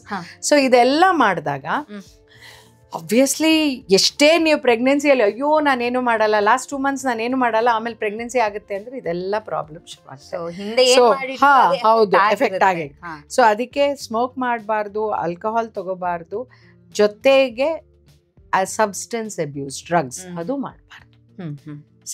ಎಲ್ಲ ಇವ್ರಿಗೆ ಎಂಜಾಯ್ ಮಾಡಬೇಕು, ಲೈಫಲ್ಲಿ ಬೇಕಾದಷ್ಟಿದೆ ಎಂಜಾಯ್ ಮಾಡೋದು, ಬಟ್ ಇದ್ರ 3 ನಿಮ್ಮ ದೇಹಕ್ಕೆ ಯಾಕೆ ಹಾನಿಕರವಾದನ್ನು ತಗೊಂಡು ಹಾಳು ಮಾಡ್ಕೊಂಡು. ಡಾಕ್ಟರ್, ಎಕ್ಟೋಪಿಕ್ ಪ್ರೆಗ್ನೆನ್ಸಿ ಅಂದ್ರೆ ಏನು? ಇದು ಯಾವ ಕಾರಣಕ್ಕೋಸ್ಕರ ಆಗುತ್ತೆ? ಈಗ ಎಕ್ಟೋಪಿಕ್ ವರ್ಡ್, ಎಕ್ಟೋಪಿಕ್ ಅಂದ್ರೆ ಎಕ್ಟೋ ಆಚೆ, ಸೊ ಎಂಡೋ ಅಂದ್ರೆ ಒಳಗೆ, ಎಕ್ಟೋ ಅಂದ್ರೆ ಆಚೆ. ಸೊ ಎಕ್ಟೋಪಿಕ್ ಪ್ರೆಗ್ನೆನ್ಸಿ ಅಂದ್ರೆ ಗರ್ಭಕೋಶದಲ್ಲಿ ಆಗದೇನೆ ಪ್ರೆಗ್ನೆನ್ಸಿ ಟ್ಯೂಬಲ್ ಆಗ್ಬೋದು, ಸರ್ವಿಕ್ಸಲ್ಲಿ ಆಗ್ಬೋದು, ಇಲ್ಲ ಎಬ್ಡಾಮಿನಲ್ ಪ್ರೆಗ್ನೆನ್ಸಿ ಆಗ್ಬೋದು, ಅಥವಾ ಓವೇರಿಯನ್ ಪ್ರೆಗ್ನೆನ್ಸಿ ಆಗ್ಬೋದು. ಸೊ ಇದಕ್ಕೆ ನಾವು ಎಕ್ಟೋಪಿಕ್ ಪ್ರೆಗ್ನೆನ್ಸಿ ಅಂತ ಹೇಳೋದು. ಸೊ ಈ ಎಕ್ಟೋಪಿಕ್ ಪ್ರೆಗ್ನೆನ್ಸಿ ಟ್ಯೂಬಲ್ಲಿ ಮೋಸ್ಟ್ ಕಾಮನೆಸ್ಟ್ ಎಕ್ಟೋಪಿಕ್ ಪ್ರೆಗ್ನೆನ್ಸಿ ಟ್ಯೂಬಲ್ಲಿ, ಅಂದರೆ ಭ್ರೂಣ ಆಗಿ ಅದು ಗರ್ಭಕೋಶದಲ್ಲಿ ಬಂದು ಕುತ್ಕೊಳ್ಳಲ್ಲ, ಅದು ಟ್ಯೂಬಲ್ಲಿ ಹೋಗಿ ಕುತ್ಕೊಳ್ಳುತ್ತೆ. ನಾವು ಇದು ಏನಕ್ಕೆ ಆಗೋದು? Either there should be a problem in the tube. ಈಗ ನಮ್ಮ ಮನೆಯಲ್ಲಿ ಒಂದು ಮನೆ ನಾವು ಆಕ್ಯುಪೈ ಮಾಡಬೇಕು ಅಂದರೆ if there is an intruder ಅಂತ ಹೇಳ್ತಾರೆ ಇಂಗ್ಲೀಷಲ್ಲಿ, ಯಾರೋ ಒಬ್ಬ ಅಪರಿಚಿತ ವ್ಯಕ್ತಿ ಅಲ್ಲಿ ಇದ್ದರೆ ಅವಾಗ ನಾವು ಒಳಗೆ ಹೋಗಲ್ಲ, ಆಚೆನೇ ಇರ್ತೀವಿ. ಇದೇ ಥರ ಎಕ್ಟೋಪಿಕ್ ಪ್ರೆಗ್ನೆನ್ಸಿ, ಅದು ಭ್ರೂಣ ಆಗಿ ಬಂದಾಗ ಇಲ್ಲಿ ಏನೋ ಇದೆ ಗರ್ಭಕೋಶದಲ್ಲಿ, ಇನ್ಫೆಕ್ಷನ್ ಇರ್ಬೋದು, ಪಾಲಿಪ್ ಇರ್ಬೋದು, ಫೈಬ್ರಾಯ್ಡ್ ಇರ್ಬೋದು. ಸೊ ಇದೆಲ್ಲ ಗರ್ಭಕೋಶದಲ್ಲಿ ಅದರ ಅಟ್ಮಾಸ್ಫಿಯರ್ ಹಾಳು ಮಾಡಿದರೆ ಇದು ಈ ಭ್ರೂಣ ಇಲ್ಲಿ ಬರಲ್ಲ, ಟ್ಯೂಬಲ್ಲಿ ಹೋಗಿ ಕೂತ್ಕೊಳ್ಳುತ್ತೆ. ಟ್ಯೂಬೇ ಸರಿಗಿಲ್ದಿದ್ರೆ, ಅಂದ್ರೆ ಅದು ಹೋಗೋ ದಾರಿ ಸರಿಗಿಲ್ದಿದ್ರೆ ಈಗ ಆಗೋದಿಲ್ಲ, ಅದಕ್ಕೆ ಅದು ಟ್ಯೂಬಲ್ಲಿ ಆಗುತ್ತೆ. ಈಗ ಟ್ಯೂಬೇ ಸರಿ ಇಲ್ಲ, ಅದರಲ್ಲಿ ಹೈಡ್ರೋಸಾಲ್ಫಿಂಗ್ಸ್ ಆಗಿದೆ, ಅಂದ್ರೆ ಅಲ್ಲಿ ನೀರು ತುಂಬಿಕೊಂಡಿದ್ದೆ, ಆವಾಗ ಓವೇರಿಯನ್ ಎಕ್ಟೋಪಿಕ್ ಆಗುತ್ತೆ. ಅಥವಾ ಎಲ್ಲ ಚೆನ್ನಾಗಿದೆ, ಕೆಲವು ಸರಿ ಎಕ್ಟೋಪಿಕ್ ಆಗಿ ರಪ್ಚರ್ ಆಗಿ ಬಟ್ ಭ್ರೂಣ ಹೋಗಿ ಎಲ್ಲೋ ಒಂದು ಕಡೆ ಅಂಟ್ಕೊಳ್ಳುತ್ತೆ. ಒಮೆಂಟಮ್ ಅಂತ ಹೇಳ್ತೀವಿ. ಈಗ ನಮ್ಮ ಎಬ್ಡಾಮಿನ್ ಪೊಲೀಸ್ ಗಾರ್ಡ್, ಅದು ಒಮೆಂಟಮ್ ಅಂದರೆ ಅದು ಒಂಥರ ಒಂದು ಪರದೆ ಕವರ್ ಮಾಡುತ್ತೆ. ಅಲ್ಲಿ ಹೋಗಿ ಬ್ಲಡ್ ಸಪ್ಲೈ ತೊಗೊಂಡು ನಾವು ಸೆಕೆಂಡ್ರಿ ಎಬ್ಡಾಮಿನಲ್ ಪ್ರೆಗ್ನೆನ್ಸಿ ಕೂಡ ನೋಡಿದ್ದೀವಿ. ಟರ್ಮ್ ತನಕ 9 ತಿಂಗಳು ಯಾಕೋ ಬೋರ್ಡ್ ಥರ ಇದೆ ಎಲ್ಲ ಇವ್ರ ಹೊಟ್ಟೆ, ಯಾಕೆ ಹಿಂಗೆ ಅಂತ ಎಲ್ಲಿಂದೋ ರೆಫರ್ ಆಗಿದ್ದು. ಆಮೇಲೆ ಸ್ಕ್ಯಾನಲ್ಲಿ ಕೂಡ ಅವರು ಡಿಟೆಕ್ಟ್ ಮಾಡಿಲ್ಲ, ಆ ಟರ್ಮ್ ಪ್ರೆಗ್ನೆನ್ಸಿ ಚೆನ್ನಾಗಿದೆ, ಸ್ವಲ್ಪ ಗ್ರೋತ್ ಕಡಿಮೆ ಇದೆ ಅಂತ. ಆಮೇಲೆ ಪೇನು, ಇವ್ರಿಗೆ ಇದು ಮಾಡೋಕ್ಕಾಗಲ್ಲ, ಗರ್ಭಕೋಶದ ಬಾಯಿ ಎಲ್ಲೋ ಇದೆ, ಅಂದರೆ ಅದು ಓಪನ್ ಆಗಿ ಡೆಲಿವರಿ ಆಗಬೇಕಲ್ಲ. ಸೊ ಆಯಿತು, ಹೆಡ್ ಮೊಬೈಲ್ ಇದೆ ಅಂತ ನಾವು ಸೆಕ್ಷನ್ ಮಾಡಿದ್ರೆ ಗರ್ಭಕೋಶ ಚಿಕ್ಕದಾಗಿದೆ, ಸ್ಯಾಕ್ ಆಚೆ ಇದೆ. ಅದು I think one of very rare ಅದು, but I have seen it in my life time ಅನ್ನೋ ಥರ. ಸೊ ದೆನ್ ಬೇಬಿ ಡೆಲಿವರಿ ಆಗಿ ಚೆನ್ನಾಗಾಗಿದೆ. ಸೊ ಹಾಗೆ ಸೆಕೆಂಡ್ರಿ ಅಬ್ಡಾಮಿನಲ್ ಪ್ರೆಗ್ನೆನ್ಸಿ ಆಗುತ್ತೆ. ಸೊ ಈಗ ಎಕ್ಟೋಪಿಕ್ ಪ್ರೆಗ್ನೆನ್ಸಿ ನಾವು ಈಗ ಜಾಸ್ತಿ ಏನಕ್ಕೆ ನೋಡ್ತಾ ಇದ್ದೀವಿ, because of assisted reproductive technology. ಅಂದರೆ ART ಅಥವಾ IVF ಅಥವಾ IUI ಇದೆಲ್ಲ ನಾವು ಮಾಡಿದಾಗ ಎಲ್ಲೋ ಒಂದು ಫ್ಯಾಕ್ಟರು ಇದ್ದಾಗ ಅಲ್ಲಿ ನಾವು ಇದು ಎಕ್ಟೋಪಿಕ್ ಪ್ರೆಗ್ನೆನ್ಸಿ ಆಗುತ್ತೆ. ಮತ್ತು ಈ ಪಿಲ್ 72 ಎಮರ್ಜೆನ್ಸಿ ಕಾಂಟ್ರಸೆಪ್ಷನ್. ಓಕೆ, ಕರೆಕ್ಟಾಗಿ ಎಮರ್ಜೆನ್ಸಿ ಕಾಂಟ್ರಸೆಪ್ಷನ್ ತೊಗೊಳ್ದೆ, ಇಲ್ಲ ಕಾಂಡಮ್ ಫರ್ಟೈಲ್ ಪೀರಿಯಡಲ್ಲಿ ಗಂಡ ಹೆಂಡತಿ ಸೇರುವಾಗಿ ಬ್ರೇಕ್ ಆಯಿತು, ಇವರು ಎಮರ್ಜೆನ್ಸಿ ಕಾಂಟ್ರಸೆಪ್ಷನ್ ತೊಗೊಂಡಾಗ ಗರ್ಭಕೋಶದಲ್ಲಿ ಇಟ್ ವಿಲ್ ಸ್ಟಾರ್ಟ್ ಬ್ಲೀಡಿಂಗ್, ಆ ಹೆವಿ ಪ್ರೊಜೆಸ್ಟ್ರಾನ್ಸ್ ತೊಗೊಂಡಾಗ. ಬಟ್ ಆ ಭ್ರೂಣ ಆಗಿರೋದೆಲ್ಲಿ ಹೋಗಬೇಕು, ಟ್ಯೂಬಲ್ ಕೂತ್ಕೊಳ್ಳಿ. ಸೊ ಎಕ್ಟೋಪಿಕ್ ಪ್ರೆಗ್ನೆನ್ಸೀಸ್ ನೋಡ್ತೀವಿ. ಸೊ ಇದೆಲ್ಲ ಕೆಲವು ಕಾರಣಗಳು ಎಕ್ಟೋಪಿಕ್ ಪ್ರೆಗ್ನೆನ್ಸಿ ಆಗಕ್ಕೆ. ತುಂಬಾ ಡೇಂಜರಸ್ ಹೇಗೆ? ಮುಂಚೆ ಒಂದು ಎರಾ ಇತ್ತು, ನಾವೆಲ್ಲ ಓದುವಾಗ, I am talking about 30 years back. ಅವಾಗ ಎಕ್ಟೋಪಿಕ್ ಪ್ರೆಗ್ನೆನ್ಸಿ ಅಂದರೆ ಹಾಸ್ಪಿಟಲ್ಗೆ ಪೇಷಂಟ್ ಬಂದು ದಡ್ಡಂತ OPD ಯಲ್ಲಿ ಬೀಳೋದು, ಫುಲ್ ಪಲ್ಸ್ಲೆಸ್, BP-ಲೆಸ್. ಅದು ಎಕ್ಟೋಪಿಕ್ ಪ್ರೆಗ್ನೆನ್ಸೀಸ್ ನಾವು ನೋಡ್ತಾ ಇರೋದು. ಅವಾಗ ಬೇರೆ ದಾರಿ ಇಲ್ಲ, ಬ್ಲಡ್ ಅರೇಂಜ್ ಮಾಡಿ ಸ್ಕ್ಯಾನ್ಸ್ ಇರ್ತಾ ಇರಲಿಲ್ಲ. ಬಟ್ ಈಗ ಹಂಗಲ್ಲ, ಸ್ಕ್ಯಾನಿಂಗ್ ಏರಾ, ಬೀಟಾ HCG ಮಾಡ್ತೀವಿ.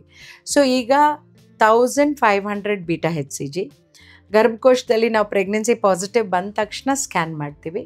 ಸ್ಕ್ಯಾನಲ್ಲಿ ಗರ್ಭಕೋಶದ ಒಳಗೆ ಪ್ರೆಗ್ನೆನ್ಸಿ ಸ್ಯಾಕ್ ಕಾಣಲ್ಲ, ಬೀಟಾ HCG 2000-3000 ಇದೆ, ದೆನ್ ಪ್ರೆಗ್ನೆನ್ಸಿ ಇಸ್ ಸಮ್ವೇರ್ ಅಂತ. ಸೊ ಇದನ್ನ ಏನಂತಾರೆ, black cat in a black room ಅಂತ.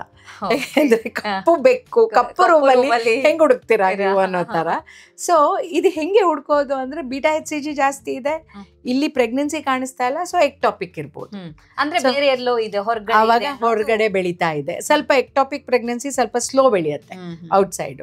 ಸೊ ಬೀಟಾ HCG ಜಾಸ್ತಿ ಆಗ್ತಾ ಇದೆ, ದೆನ್ ಆವಾಗ ಕಾಣಿಸುತ್ತೆ, ಟ್ಯೂಬಲ್ಲಿ ನಮಗೆ ಬೆಳೆಯೋದು ಕಾಣಿಸುತ್ತೆ. ಸೊ ಆವಾಗ ಅದಕ್ಕೆ ಮೆಡಿಕಲ್ ಮೆಥಡ್ ಇದೆ, ಮಿಥೋಟ್ರೆಕ್ಸೇಟ್ ಅಂತ ಡ್ರಗ್ ಕೊಡ್ತೀವಿ. ಇಲ್ಲದೆ ಇದ್ರೆ, ಅಕಸ್ಮಾತ್ ತುಂಬ ಬ್ಲೀಡ್ ಆಗ್ತಾ ಇದ್ರೆ, ಇಲ್ಲ ಸ್ವಲ್ಪ ದೊಡ್ಡದಾಗ್ಬಿಟ್ಟಿದ್ರೆ ಲ್ಯಾಪ್ರೋಸ್ಕೋಪಿ ಮಾಡಿ ಆ ಟ್ಯೂಬ್ ತೆಗೆದು ಆ ಬ್ಲಡ್ ಎಲ್ಲ ಎಲ್ಲಿ ಬ್ಲೀಡ್ ಆಗ್ತದೆ, ಯಾಕೆಂದ್ರೆ they can bleed to death, ಅಷ್ಟು ರಕ್ತಸ್ರಾವ ಆಗೋ ಚಾನ್ಸ್ ಇರುತ್ತೆ. ಆವಾಗ ನಾವು ಆ ಟ್ಯೂಬ್ ತೆಗೆದ್ಬಿಟ್ಟು ತಾಯಿನ ಸೇವ್ ಮಾಡ್ತೀವಿ. ಓಕೆ ಡಾಕ್ಟರ್, ಕೆಲವ್ರು ಹೇಳ್ತಾರೆ ಹೊಟ್ಟೆಲಿರ್ತಾನೆ ಮಗು ಮೋಷನ್ ಮಾಡುತ್ತೆ, ಇದು ಎಮರ್ಜೆನ್ಸಿ ಫೀಟಲ್ ಡಿಸ್ಟ್ರೆಸ್, ಮೆಕೋನಿಯಂ. ಅದು ಯಾಕೆ ಆ ತರ ಆಗತ್ತೆ? ಹೊಟ್ಟೆಲಿರ್ತಾನೆ ಯಾಕೆ ಆ ಮೋಷನ್ಸ್ ಹೋಗುತ್ತೆ?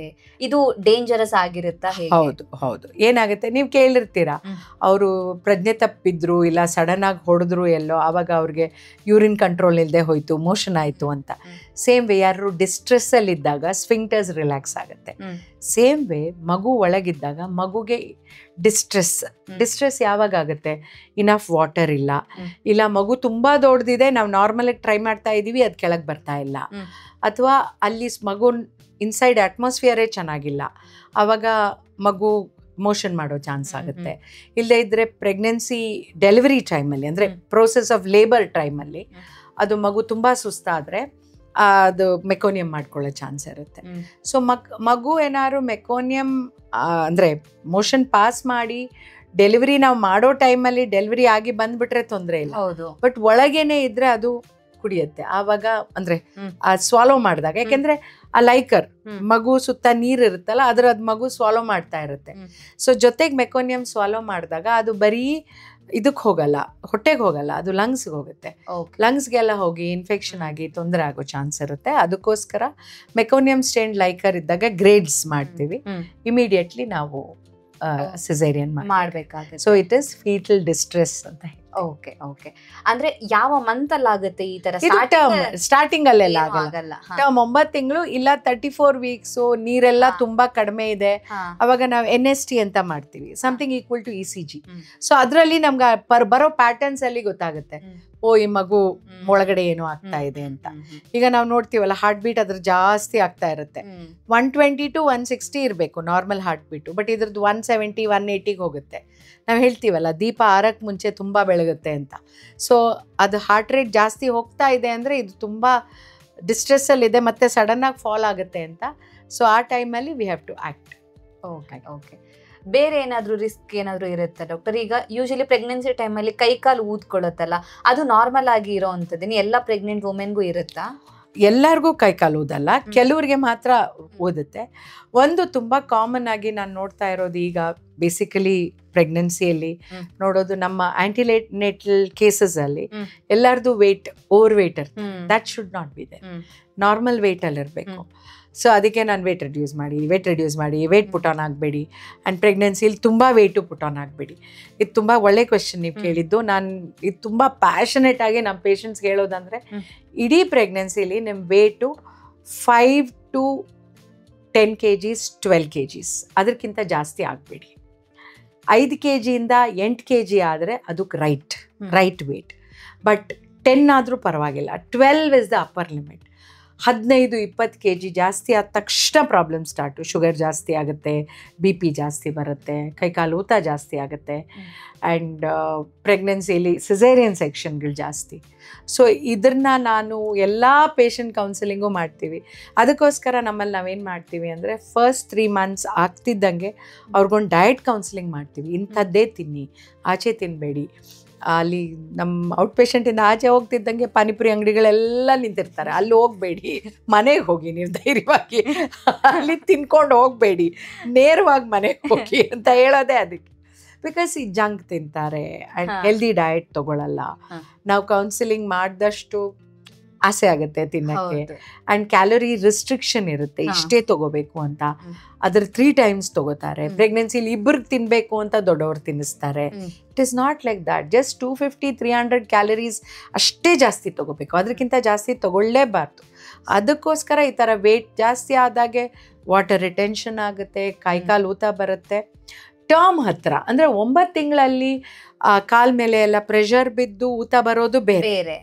ಬಟ್ ಪ್ರೆಗ್ನೆನ್ಸಿ 4 ತಿಂಗಳಲ್ಲೇ ಊತ ಬರೋದು ಅಂದ್ರೆ ಇದೆಲ್ಲ ವೇಟ್ ಜಾಸ್ತಿ ಆಗುತ್ತೆ. ಸೊ ಹಾಗಾಗಿ ತೂಕನ ಹೆಚ್ಚು ಮಾಡೋದನ್ನ ನಿಯಂತ್ರಣ ಮಾಡ್ಲೇಬೇಕು. ಅದು ತೂಕ ಇವ್ರು ಜಾಸ್ತಿ ಆಗ್ತಾ ಹೋದಂಗೆ ಮಗು ತೂಕನೂ ಜಾಸ್ತಿ ಆಗುತ್ತೆ. ಅಂಡ್ ಸ್ಟ್ಯಾಟಿಸ್ಟಿಕ್ಸು ಸ್ಟಡೀಸ್ ಏನು ಹೇಳುತ್ತೆ ಅಂದರೆ, ಬೇಬಿ ವೇಟ್ 3+ ಆದಮೇಲೆ ನಮ್ಮ ಇಂಡಿಯನ್ ಸ್ಟ್ಯಾಂಡರ್ಡ್ಸ್ ಏನಾಗಿದೆ, ನಮ್ಮ ಫ್ರೇಮ್ ಹಾಗೇನೆ ಇದೆ, ಬಟ್ ಬೇಬೀಸ್ ದಪ್ಪ ಆಗ್ತಾ ಇದ್ದಾರೆ. ಸೊ ಬೇಬೀಸ್ ದಪ್ಪ ಆದ ತಕ್ಷಣ ಆಗುತ್ತೆ, ಆ ಒಂದು ಪೆಲ್ವಿಕ್ ಬೋನ್, ತಾಯಿ ಒಂದು ಪೆಲ್ವಿಕ್ ಬೋನಲ್ಲಿ ಕೆಳಗಿಳಿಯಲ್ಲ. ಸೊ 3.1 3.2 ಆಗ್ತಿದ್ದಂಗೆ ಅದು ನಾರ್ಮಲ್ ಪೆಲ್ವಿಸಲ್ಲಿ ಇಳಿಯಲ್ಲ. ಸೊ ಆವಾಗ ಸಿಸೇರಿಯನ್ ಸೆಕ್ಷನ್ ಜಾಸ್ತಿ ಆಗುತ್ತೆ. ಓಕೆ, ಹಾಗಾದ್ರೆ ಸಿಸೇರಿಯನ್ ಸೆಕ್ಷನ್ ಯಾವ ಸಂದರ್ಭದಲ್ಲಿ ಮಾಡಲೇಬೇಕಾಗುತ್ತೆ? ಈಗ ಈ ಮಗು ಇದ್ದು ವೇಟ್ ಜಾಸ್ತಿ ಇದ್ರೆ ಮಾಡಬೇಕಾಗುತ್ತೆ ಅಂತ ಹೇಳಿದ್ರಿ. ಬೇರೆ ಯಾವುದೆಲ್ಲ ಎಮರ್ಜೆನ್ಸಿ ಟೈಮಲ್ಲಿ ಈ ಒಂದು ಆಪರೇಷನ್ ಮಾಡಲೇಬೇಕಾಗುತ್ತೆ?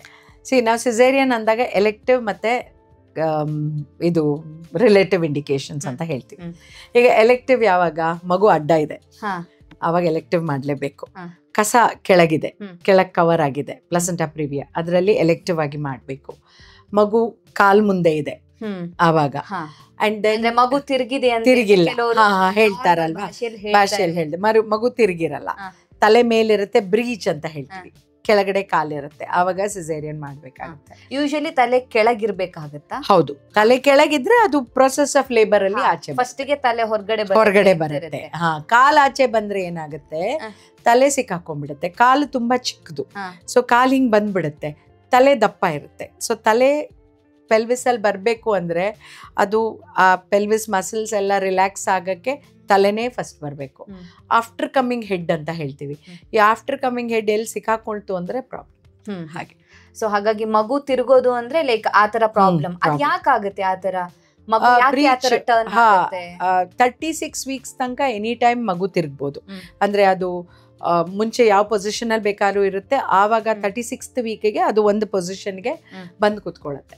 ಬಟ್ ಪ್ರಾಬ್ಲಮ್ಸ್ ಯಾವಾಗ ಆಗುತ್ತೆ, ಯೂಟ್ರೈನ್ ಅನಾಮಲೀಸ್, ಈಗ ಗರ್ಭಕೋಶದ್ರಲ್ಲೇ ಏನೋ ತೊಂದರೆ ಇರುತ್ತೆ, ಇಲ್ಲ ಕೆಳಗೊಂದು ಗಡ್ಡೆ ಇರುತ್ತೆ, ಇಲ್ಲ ಕೆಳಗೆ ಕಸ ಇರುತ್ತೆ. ಸೊ ಈ ಥರ ಎಲ್ಲ ಸಿಚುವೇಶನ್ಸಲ್ಲಿ ಬ್ರೀಚ್ ಪ್ರೆಸೆಂಟೇಷನ್ ಆಗುತ್ತೆ. ಇಲ್ಲ ಕೆಲವು ಸರಿ ಹಾಗೇನೆ 1% ಕೇಸಲ್ಲಿ ಬ್ರೀಚ್, ಮಗು ತಿರುಗಿ, ಇಲ್ಲ ವಾಟರ್ ಕಡಿಮೆ ಇದ್ರೆ, ಈಗ 36 ವಾರ ವಾಟರ್ ಇನಫ್ ಇಲ್ಲ, ಆವಾಗ ಅದು ಬ್ರೀಚಿಂದ ಕೆಫಾಲಿಕ್ ಬರೋಕ್ಕೆ ಕಷ್ಟ. ಹಾಗೆ ಸೊ ಈ ಥರ ಸಿಚುವೇಶನ್ಸಲ್ಲಿ ನಿಮಗೆ ಬ್ರೀಚ್ ಪ್ರೆಸೆಂಟೇಷನ್ ಇರೋ ಚಾನ್ಸ್ ಇರುತ್ತೆ.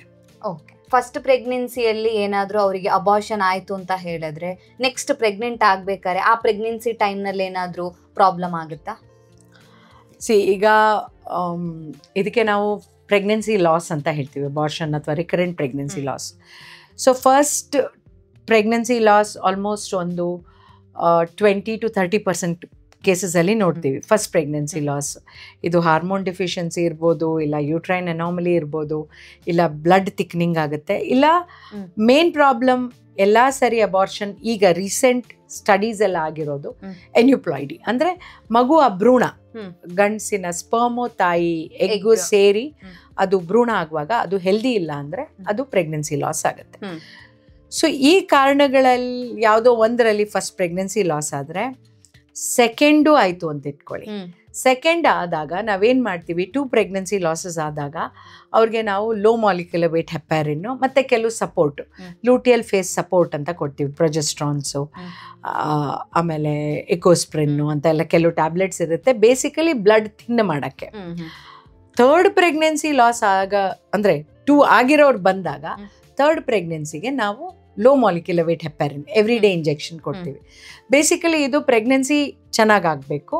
And most of the time first second pregnancy aneuploidy ಅಂದರೆ ಎಬ್ನಾರ್ಮಲ್ ಎಂಬ್ರಿಯೋಯಿಂದ ನಮ್ಗೆ ಆಗ್ತಾ ಇದೆ ಅಂತ ಡೌಟ್ ಬಂದರೆ ತಾಯಿದು ಮತ್ತು ತಂದೆದು ಕ್ಯಾರಿಯೋಟೈಪಿಂಗ್ ಮಾಡಿ, DNA ಫ್ರಾಗ್ಮೆಂಟೇಷನ್ ಅಂತ ಕೆಲವು ಟೆಸ್ಟ್ ಇರುತ್ತೆ, ಅದೆಲ್ಲ ಮಾಡಿ ನೋಡಿ ದೆನ್ ಕೌನ್ಸಿಲ್ ಮಾಡಿ ಅವ್ರಿಗೆ ಪ್ರೆಗ್ನೆನ್ಸಿಗೆ ಹೇಳ್ತೀವಿ. ಬಟ್ ಕೆಲವು ಸರಿ ಥರ್ಡು ಆಗುತ್ತೆ, ಫೋರ್ತು ಆಗುತ್ತೆ, ಆವಾಗ ಜೆನೆಟಿಕ್ ಕೌನ್ಸಿಲಿಂಗ್ ಅಂತ ಒಂದು ಮಾಡ್ತೀವಿ. ಎಲ್ಲೋ ಒಂದು ಕಡೆ ಪ್ರಾಬ್ಲಮ್ ಇರುತ್ತೆ, ಇನ್ನೂ ಕಾರಣ ಇಲ್ಲದೇನೆ ಅಬಾರ್ಷನ್ ಆಗ್ತಾ ಇದೆ, ಆವಾಗ IVF ಅಲ್ಲಿ ಬೆಟರ್ ರಿಸಲ್ಟ್ಸ್ ಇರುತ್ತೆ. ಆವಾಗಲೂ ಇವ್ರಿಗೆ ಅಬಾರ್ಷನ್ ಆಯಿತು, ಆವಾಗ ಗ್ಯಾಮಿಟ್ ಚೇಂಜ್ ಮಾಡ್ತೀವಿ. ಅಂದರೆ ಗೌರ್ಮೆಂಟಲ್ಲಿ ಪರ್ಮಿಷನ್ಗೆ ಅಪ್ಲೈ ಮಾಡಿ ಡೋನರ್ ಎಗ್ಗು ಅಥವಾ ಡೋನರ್ ಸ್ಪರ್ಮ್ಸು ಇಂದ ನಾವು ಇದನ್ನ ಮಾಡ್ತೀವಿ. ಡಾಕ್ಟರ್, ಹಾಗಿದ್ರೆ ಈ ಪ್ರೆಗ್ನೆನ್ಸಿ ಟೈಮ್ನಲ್ಲಿ ಏನಾದರೂ ಅವ್ರಿಗೆ ರಿಸ್ಕ್ ಆಯಿತು, ಹೆಲ್ತ್ ಇಶ್ಯೂಸ್ ಆಯಿತು ಅಂದರೆ ಅವಾಗ ಟ್ರೀಟ್ಮೆಂಟ್ ಏನಾದರೂ ಕೊಡ್ತೀರಾ? ಯಾಕಂದ್ರೆ ಆಗ್ಲೇ ಮಾತಾಡ್ತಾ ನೀವು ಹೇಳಿದ್ರಿ ಟ್ಯಾಬ್ಲೆಟ್ಸ್ ಎಲ್ಲಾನು ತಗೊಳ್ಳೋ ಹಾಗಿಲ್ಲ. ಹೌದು. ಸೊ ಆ ಟೈಮಲ್ಲಿ ನೀವು ಹೇಗೆ ಅವ್ರನ್ನ ಟ್ರೀಟ್ ಮಾಡ್ತೀರಾ, ಅಥವಾ ಅವರನ್ನ ಹೇಗೆ ಮೆಂಟಲಿ ಹೇಗೆ ಸ್ಟ್ರಾಂಗ್ ಮಾಡ್ತೀರಾ? ಈಗ ಪ್ರೆಗ್ನೆನ್ಸಿಲಿ ಅವ್ರು ಬಂದರು, BP ಜಾಸ್ತಿ ಇತ್ತು ಅಂತ ಇಟ್ಕೊಳ್ಳಿ. ಸೊ ಅವ್ರಿಗೆ ಒಂದು ಕೌನ್ಸಿಲಿಂಗ್ ಮಾಡಿ ಕೆಲವು ಬ್ಲಡ್ ಟೆಸ್ಟ್ ಮಾಡಿಸಿ, ನೀವು ಕರೆಕ್ಟಾಗಿ ಟ್ಯಾಬ್ಲೆಟೇ ತೊಗೋಬೇಕು, ಇಷ್ಟು ರಿಸ್ಟ್ರಿಕ್ಷನ್ ಡಯಟ್ ಇರುತ್ತೆ ನಿಮಗೆ, ಕೆಲವು ತುಂಬ ಈ ಸ್ಪೈಸಿ ಫುಡ್ ಎಲ್ಲ ತೊಗೋಬೇಡಿ, ಆಮೇಲೆ ಈ ಉಪ್ಪಿನಕಾಯಿ, ಹಪ್ಪಳ, ಸಂಡಿಗೆ ಎಲ್ಲಿ ಸಾಲ್ಟ್ಸ್ ಎಲ್ಲ ಜಾಸ್ತಿ ಇರುತ್ತಲ್ಲ, ಸಾಲ್ಟ್ ರಿಟೆನ್ಷನ್ ಆಗುತ್ತೆ, ಸೊ ಅದನ್ನೆಲ್ಲ ಜಾಸ್ತಿ ತೊಗೋಬೇಡಿ ಅಂತ ಒಂದು ಕೌನ್ಸಿಲಿಂಗ್ ಮಾಡಿ ಅವ್ರಿಗೆ ಟ್ಯಾಬ್ಲೆಟ್ಸ್ ಹಾಕ್ತೀವಿ. ಇನ್ ಕೇಸ್ ಅದರಲ್ಲೂ ಕಡಿಮೆ ಆಗಿಲ್ಲ ಅಂತ ಇಟ್ಕೊಳ್ಳಿ, BP ಜಾಸ್ತಿ ಇತ್ತು, ಸೊ ಅಡ್ಮಿಟ್ ಮಾಡ್ತೀವಿ. ಅಡ್ಮಿಟ್ ಮಾಡಿ ಅವ್ರ BPನೆಲ್ಲ ಕಂಟ್ರೋಲ್ ಮಾಡಿ ಪ್ರಾಪರ್ ಕೌನ್ಸಿಲಿಂಗ್ ಮಾಡಿ ಹಿಂಗಿರಬೇಕು ಅಂತ ಆಮೇಲೆ ಕಳಿಸ್ತೀವಿ. ಇನ್ನು ಶುಗರ್ ಜಾಸ್ತಿಯಾಗಿ ಬರ್ತಾರೆ, ಸೊ ಆವಾಗ ಅವ್ರಿಗೆ ಪ್ರಾಪರ್ ಒಂದು ಡಯಟ್ ಕೌನ್ಸಿಲಿಂಗ್ ಇರುತ್ತೆ. ಈ ಥರದ್ದೇ ಡಯಟ್ ತೊಗೋಬೇಕು. ಈಗ ಡಯಾಬಿಟಿಕ್ಸ್ಗೆ ಹೇಳ್ತೀವಲ್ಲ, ಅದೇ ಥರ ಇದೇ ಡಯಟ್ ನೀವು ತೊಗೋಬೇಕು, ಈ ಥರ ಒಂದು ಡಯಟ್ ಚಾರ್ಟ್ ಫಾಲೋ ಮಾಡಬೇಕು. ಆಮೇಲೆ ಅವ್ರಿಗೆ ಕೆಲವು ಟೈಮಲ್ಲಿ ಅಂದರೆ ಅಂಥ ಜಾಸ್ತಿ ಇಲ್ದಿದ್ರೆ ಒಂದು ಮೆಟ್ಫಾರ್ಮಿನ್ ಟ್ಯಾಬ್ಲೆಟ್ ಅಂತ ಕೊಡ್ತೀವಿ. ಒಂದು ಓರಲ್ ಥೆರಪಿ ಅಂದರೆ ಡಯಟ್ ಥೆರಪಿ ಒಂದು, ಇನ್ನೊಂದು ಮೆಟ್ಫಾರ್ಮಿನ್ ಟ್ಯಾಬ್ಲೆಟ್ಟು ಡಯಾಬಿಟಿಕ್ಸ್ಗೆ. ಇನ್ನು ಅದರಲ್ಲೂ ಕಂಟ್ರೋಲ್ ಆಗಿ ಇನ್ಸುಲಿನ್.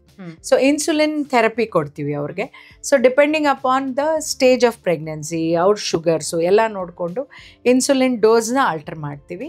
ಆ್ಯಂಡ್ ಅದನ್ನು ಆಲ್ಟರ್ ಮಾಡೋದಲ್ಲದೆ ಕೂಡ ಅವ್ರಿಗೆ ಒಂದು ಸೆಟ್ ಪ್ಯಾಟರ್ನ್ ಫಾಲೋ ಮಾಡೋಕ್ಕೆ ಹೇಳ್ತೀವಿ. ಇಷ್ಟೇ ನೀವು ಹಿಂಗೆ ತಿನ್ನಬೇಕು, ಸ್ಮಾಲ್ ಮೀಲ್ಸ್ ತೊಗೊಳ್ಳಿ, ಆಮೇಲೆ ಒಂದು ಪ್ಲೇಟಲ್ಲಿ ನಿಮಗೆ ಇಷ್ಟೇ ತರಕಾರಿ ತಿನ್ನಬೇಕು, ಇಷ್ಟು ಕಾರ್ಬೋಹೈಡ್ರೇಟ್ಸ್ ತಿನ್ನಬೇಕು, ಒಂದು ಪ್ರೋಟೀನ್ ಪ್ರೋಟೀನ್ ಅಂದರೆ ಎಗ್ಗು, ಕಡಲೆಕಾಯಿ ಬೀಜ, ಆಮೇಲೆ ಕಾಳು, ಮೊಳಕೆ ಕಟ್ಟಿದ ಕಾಳಲ್ಲ, ಹೀಗೆ, ಅಥವಾ ಫಿಶ್ ಚಿಕನ್ನು ಇಂಥದ್ದು.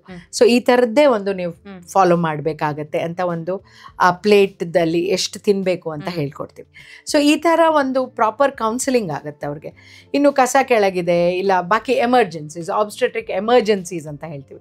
ಈಗ ಬ್ಲೀಡಿಂಗ್ ಆಗಿ ಬಂದರು, ಕಸ ಕೆಳಗಿದೆ, ಇಲ್ಲ ಕಸ ಸಪ್ರೇಟ್ ಆಗಿದೆ, ಆ ಟೈಮಲ್ಲೆಲ್ಲ ಎಮರ್ಜೆನ್ಸಿ ಸೆಕ್ಷನ್ನು ಫಸ್ಟು ತಾಯಿನ ಸೇವ್ ಮಾಡಬೇಕು, ಆಮೇಲೆ ಮಗು. ಸೊ ಇದೆರಡನ್ನು ಸೇವ್ ಮಾಡೋ, ಈಗ ಸಿನಿಮಾದಲ್ಲಿ ಹೇಳ್ತಾರಲ್ಲ, ಅಯ್ಯೋ ತಾಯಿನ ಉಳ್ಸೋದ ಮಗುನ, ಆ ಸಿಚುವೇಶನ್ ಇಲ್ಲ. ಫಸ್ಟ್ ಪ್ರಿಫರೆನ್ಸಸ್ ತಾಯಿ.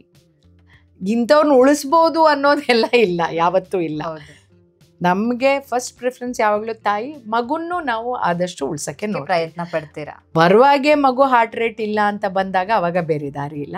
ಬಟ್ ಅಟ್ಲೀಸ್ಟ್ ಈ ಥರ ಸಿಚುವೇಶನ್ಸ್ ಇದ್ದಾಗ ನಾವು ಆದಷ್ಟು ಮಗುಗೂ NICU ಅಲ್ಲಿ ಬೆಳ್ಸಕ್ಕೆ ನೋಡ್ತೀವಿ. ತಾಯಿಗಂತೂ ಬ್ಲಡ್ ಕೊಟ್ಟು ಅವ್ರಿಗೆ ಕೇರ್ ತಗೊಂಡು, ಅಂದರೆ ಇದು HDU ಅಲ್ಲಿ ಅಂದರೆ ICU ಅಲ್ಲಿ ಹಾಕ್ಬಿಟ್ಟು, ಅಥವಾ ಕಂಪ್ಲೀಟ್ ಕೇರ್ ಕೊಡೋವಂಥ ಒಂದು ಟರ್ಷರಿ ಸೆಂಟ್ರಲ್ಲಿ ತಾಯಿನ ನೋಡ್ಕೊಬೇಕು. ಡಾಕ್ಟರ್, ಪ್ರೆಗ್ನೆನ್ಸಿ ಟೈಮ್ನಲ್ಲಿ ಅವರ ಫಿಸಿಕಲ್ ಆಕ್ಟಿವಿಟಿ ಎಷ್ಟು ಇಂಪಾರ್ಟೆಂಟ್ ಆಗಿರುತ್ತೆ? ಅಂದರೆ ಹಿಂದೆ ಎಲ್ಲ ಗೊತ್ತು, ಕೆಲ್ಸಕ್ಕೆ ಹೋಗ್ತಾ ಇದ್ರು, ಅವರಿಗೆ ಪ್ರೆಗ್ನೆಂಟ್ ಅನ್ನೋದೇ ಮರ್ತು ಹೋಗೋ ಥರ ಇತ್ತು. ಆದರೆ ಈಗ ಹಾಗಲ್ಲ, ಒಂದು ಹೆಜ್ಜೆ ಮುಂದೆ ಇಡಬೇಕಾದ್ರೂ ಕೂಡ ಯೋಚನೆ ಮಾಡ್ತಾರೆ, ರೆಸ್ಟ್ ತಗೋಬೇಕು ಅಂತ ಹೇಳ್ತಾರೆ. ಸೊ ಕಾಮನ್ ಆಗಿಬಿಟ್ಟಿದೆ ಇವಾಗ, ತುಂಬ ಕಾನ್ಶಿಯಸ್ ಆಗ್ತಾರೆ. ಸೊ ಫಿಸಿಕಲ್ ಆಕ್ಟಿವಿಟಿ ಎಷ್ಟು ಇಂಪಾರ್ಟೆಂಟ್ ಆಗಿರುತ್ತೆ? ಆ್ಯಕ್ಚುಲಿ ಲೋ ರಿಸ್ಕ್ ಪ್ರೆಗ್ನೆನ್ಸಿ ಅಂದರೆ ಅನ್ಎವೆಂಟ್ಫುಲ್, ಏನೂ ತೊಂದರೆ ಇಲ್ಲ ಅವ್ರಿಗೆ, ಅವರು ಫಿಸಿಕಲ್ ಆ್ಯಕ್ಟಿವಿಟಿ ಮಾಡಲೇಬೇಕಾಗತ್ತೆ. ನಮ್ಮಲ್ಲಿ ನಾವು diet counselling plus yoga therapy ಮಾಡ್ತೀವಿ. ಪ್ಲಸ್ ಅವ್ರಿಗೆ ಇಷ್ಟು ವಾಕ್ ಮಾಡಿ ದಿನದಲ್ಲಿ. ವಾಕಿಂಗ್ ಬೆಸ್ಟ್ ಎಕ್ಸಸೈಸ್ ಪ್ರೆಗ್ನೆನ್ಸಿಯಲ್ಲಿ. ಸೊ ನಾವು 30 minutes in the morning, 30 minutes in the evening ಅಂತಲೂ ಹೇಳ್ತೀವಿ. ಇಲ್ಲ ಈ ಡಯಾಬಿಟಿಕ್ ಪೇಷಂಟ್ಸ್ಗೆ after every meal 20 minutes walk ಮಾಡಿ ಅಂತ ಹೇಳ್ತೀವಿ, ಸಡನ್ನಾಗಿ ಶುಗರ್ಸ್ ಜಾಸ್ತಿ ಆಗಬಾರ್ದು ಅಂತ. ಸೊ ವಾಕ್ ಒಂದು ಎಕ್ಸಸೈಸು, ಯೋಗ ಥೆರಪಿ ಒಂದು, ಸ್ವಿಮ್ಮಿಂಗ್ ಆ್ಯಂಡ್ ಏರೋಬಿಕ್ಸ್ ಅದು ಕೂಡ ಹೇಳ್ತೀವಿ. ಕೆಲವು ಏರೋಬಿಕ್ ಎಕ್ಸಸೈಸಸ್ ಮಾಡ್ಬೋದು ಅವರು, ಸ್ವಿಮ್ಮಿಂಗ್ ಕೂಡ ಮಾಡ್ಬೋದು. ಇದೆಲ್ಲದು ಒಂಥರ ಪ್ರೆಗ್ನೆನ್ಸಿಲಿ ಅವ್ರಿಗೆ ರಿಲ್ಯಾಕ್ಸೇಷನ್ ಕೊಡೋ ಅಂಥದ್ದು. ಅದಲ್ಲದೆ ಪ್ರೆಗ್ನೆಂಟ್ ಲೇಡೀಸ್ ಆದಷ್ಟು ಸ್ಟ್ರೆಸ್ಗೆ ಒಳಗಾಗಬಾರ್ದು. ನಾನು ಅದೇ ಹೇಳ್ತೀನಿ, ನೀವೇನೇನೋ ಯೋಚನೆ ಮಾಡಬೇಡಿ, ಗೂಗಲ್ ಮಾಡಬೇಡಿ, ಯಾರಿಗೋ ಕಾಂಪ್ಲಿಕೇಶನ್ ಆಗಿದೆ ಅಂತ ನಿಮಗೆ ಬರುತ್ತೆ ಅಂತ ಅಂದ್ಕೋಬೇಡಿ. Enjoy your pregnancy. Enjoy your pregnancy ಅಂದರೆ ಆ ಮದರ್ಹುಡ್ ಎಂಜಾಯ್ ಮಾಡಬೇಕು ಅವರು. ಮ್ಯೂಸಿಕ್ ಕೇಳೋದು, ಅಫ್ಕೋರ್ಸ್ ಕೆಲಸ ಅವ್ರದ್ದು ಇರುತ್ತೆ, ಜೊತೆಗೆ ಫ್ರೀ ಟೈಮಲ್ಲಿ ಮ್ಯೂಸಿಕ್ ಕೇಳೋದು, ಇಲ್ಲ ಏನೋ ಒಂದು ಧ್ಯಾನ ಮಾಡೋದು, ದೇವ್ರ ಧ್ಯಾನನೋ ಅಥವಾ ಕೆಲವು ಶ್ಲೋಕಗಳು ಕೇಳೋದು, ಇದನ್ನೆಲ್ಲ ಮಾಡಿದ್ರೆ ನಿಮಗೇನೆ ಒಂಥರ ಮೆಂಟಲಿ ಯು ವಿಲ್ ಬಿ ಒಂಥರ ಪೀಸ್ ಇರುತ್ತೆ, ಕಾಮ್ ಇರುತ್ತೆ.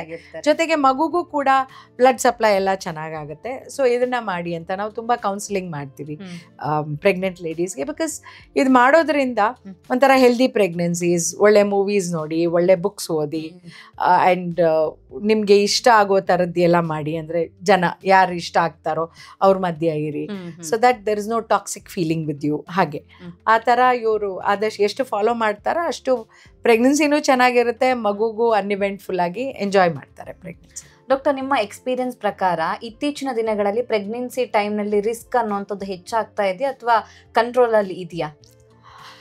ಆ್ಯಕ್ಚುಲಿ ಎಷ್ಟೋ ಸರಿ ನಾವು ಅಂತೀವಿ ಇದೇನಪ್ಪ ಎಲ್ಲ ಲೋ ರಿಸ್ಕು ಹೈ ರಿಸ್ಕ್ ಆಗಿಬಿಡ್ತಾರೆ ಅಂತ. ಕೆಲವು ಸರಿ ಎಲ್ಲ ಅನ್ಇವೆಂಟ್ಫುಲ್ಲು, ಬಟ್ ತೀರಾ 9ನೇ ತಿಂಗಳಲ್ಲಿ ಸಡನ್ನಾಗಿ BP ಜಾಸ್ತಿ ಆಗುತ್ತೆ. ಇಲ್ಲ ಎಲ್ಲ ಡೆಲಿವರಿ ಚೆನ್ನಾಗಾಗಿ ಹೋಗಿರ್ತಾರೆ, ಸಡನ್ನಾಗಿ ಕಣ್ಮಂಜು ಅಂತ ಬರ್ತಾರೆ. ಸೊ ಪೋಸ್ಟ್ ಪಾರ್ಟಮ್ ಪ್ರೆಸ್ ಅಂತ ಹೇಳ್ತೀವಿ, ಅದು BP ಜಾಸ್ತಿಯಾಗಿ ಒಂದು ಎಂಬುಲೈ ಹೋಗಿ ಆಗಿರೋ ಚಾನ್ಸಸ್ ಇರುತ್ತೆ. ಇಲ್ಲ ಪೋಸ್ಟ್ ಪಾರ್ಟಮ್ ಎಕ್ಲಾಂಪ್ಷಿಯಾ, ಡೆಲಿವರಿ ಆದಮೇಲೆ ಫಿಟ್ಸ್ ಬರೋದು. ಸೊ ಇಲ್ಲ ಸಡನ್ನಾಗಿ ಮನೆಗೆಲ್ಲ ಚೆನ್ನಾಗಿ ಹೋಗಿರ್ತಾರೆ, 7ನೇ ದಿನ ಸೆಕೆಂಡ್ರಿ PPH ಅಂತ ಹೇಳ್ತೀವಿ, ಅದು ಬ್ಲೀಡ್ ಆಗ್ತಾರೆ. ಆನ್ ಟೇಬಲ್ ಬ್ಲೀಡ್ ಆಗೋದು ಬೇರೆ. ಈಗ ಚೆನ್ನಾಗಿರೋ ಪ್ರೆಗ್ನೆನ್ಸಿ ಏನೂ ತೊಂದರೆ ಇಲ್ಲ, but at the time of delivery ನಾವು ಡೆಲಿವರಿ ಮಾಡಿದಾಗ ಸಡನ್ನಾಗಿ PPH ಆಗುತ್ತೆ.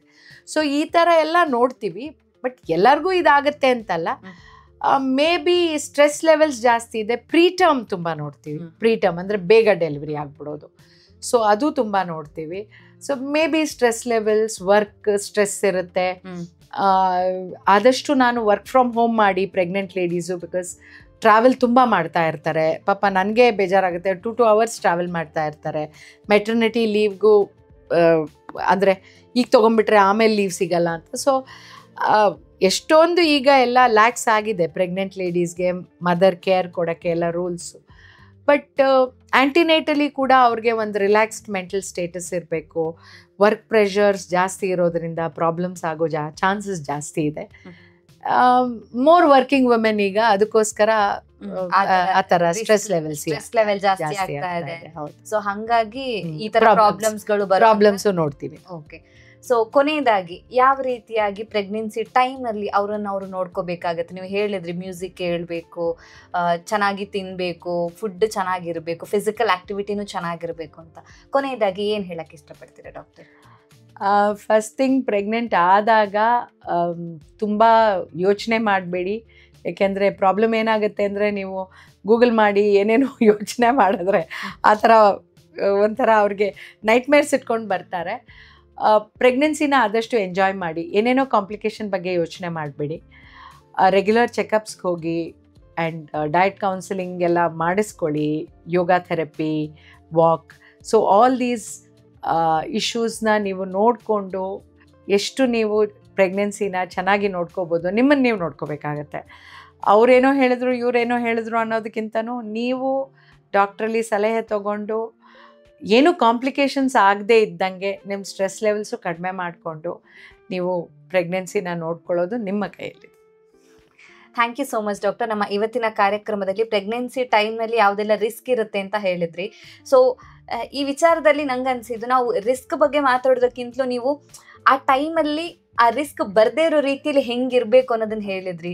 ಅದರಲ್ಲೂ ಟೆನ್ಷನ್ ಜಾಸ್ತಿ ತಗೋಬಾರ್ದು. ಸೊ ಆ ಒಂದು ಮದರ್ಹುಡ್ ನ ಎಂಜಾಯ್ ಮಾಡಬೇಕು ಅನ್ನೋದನ್ನ ತಿಳಿಸ್ಕೊಟ್ಟಿದ್ದೀರಾ. ಬಹುಶಃ ಈ ಒಂದು ಇಂಟರ್ವ್ಯೂನ ನೋಡಿದವರಿಗೆ ಖಂಡಿತವಾಗಿಯೂ ನೆಕ್ಸ್ಟ್ ಪ್ರೆಗ್ನೆಂಟ್ ಆಗ್ಬೇಕಾದ್ರೆ ಇಲ್ಲ ನಾನು ಜಾಸ್ತಿ ಟೆನ್ಷನ್ ತಗೋಬಾರ್ದು, ಮದರ್ಹುಡ್ ನ ಎಂಜಾಯ್ ಮಾಡಬೇಕು, ನನ್ನ ಹೆಲ್ತ್ ನ ನಾನು ಚೆನ್ನಾಗಿ ನೋಡ್ಕೋಬೇಕು ಅನ್ನೋದು ಖಂಡಿತವಾಗಿಯೂ ಕೂಡ ನಿಮ್ಮ ಮಾತಿನ ಮುಖಾಂತರ ಅವರಿಗೆ ಅದೊಂದು ಏನು ಆ ಮಾತು ಹೋಗಿದೆ, ಅವರಿಗೆ ತಟ್ಟಿದೆ ಅಂತ ಹೇಳ್ಬೋದು. Thank you so much doctor ನಮ್ಮ ಕಾರ್ಯಕ್ರಮಕ್ಕೆ ಬಂದು. Thank you so much.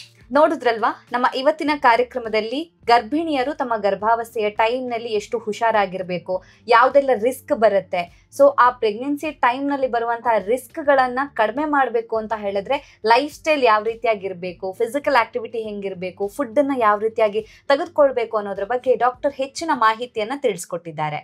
ಆರೋಗ್ಯಕ್ಕೆ ಸಂಬಂಧಿಸಿದಂತ ಹೆಚ್ಚಿನ ವಿಡಿಯೋಗಳನ್ನ ನಮ್ಮ ವಿಜಯ ಕರ್ನಾಟಕ ಹೆಲ್ತ್ ಪೇಜ್ ನಲ್ಲಿ ನೀವು ನೋಡಬಹುದು.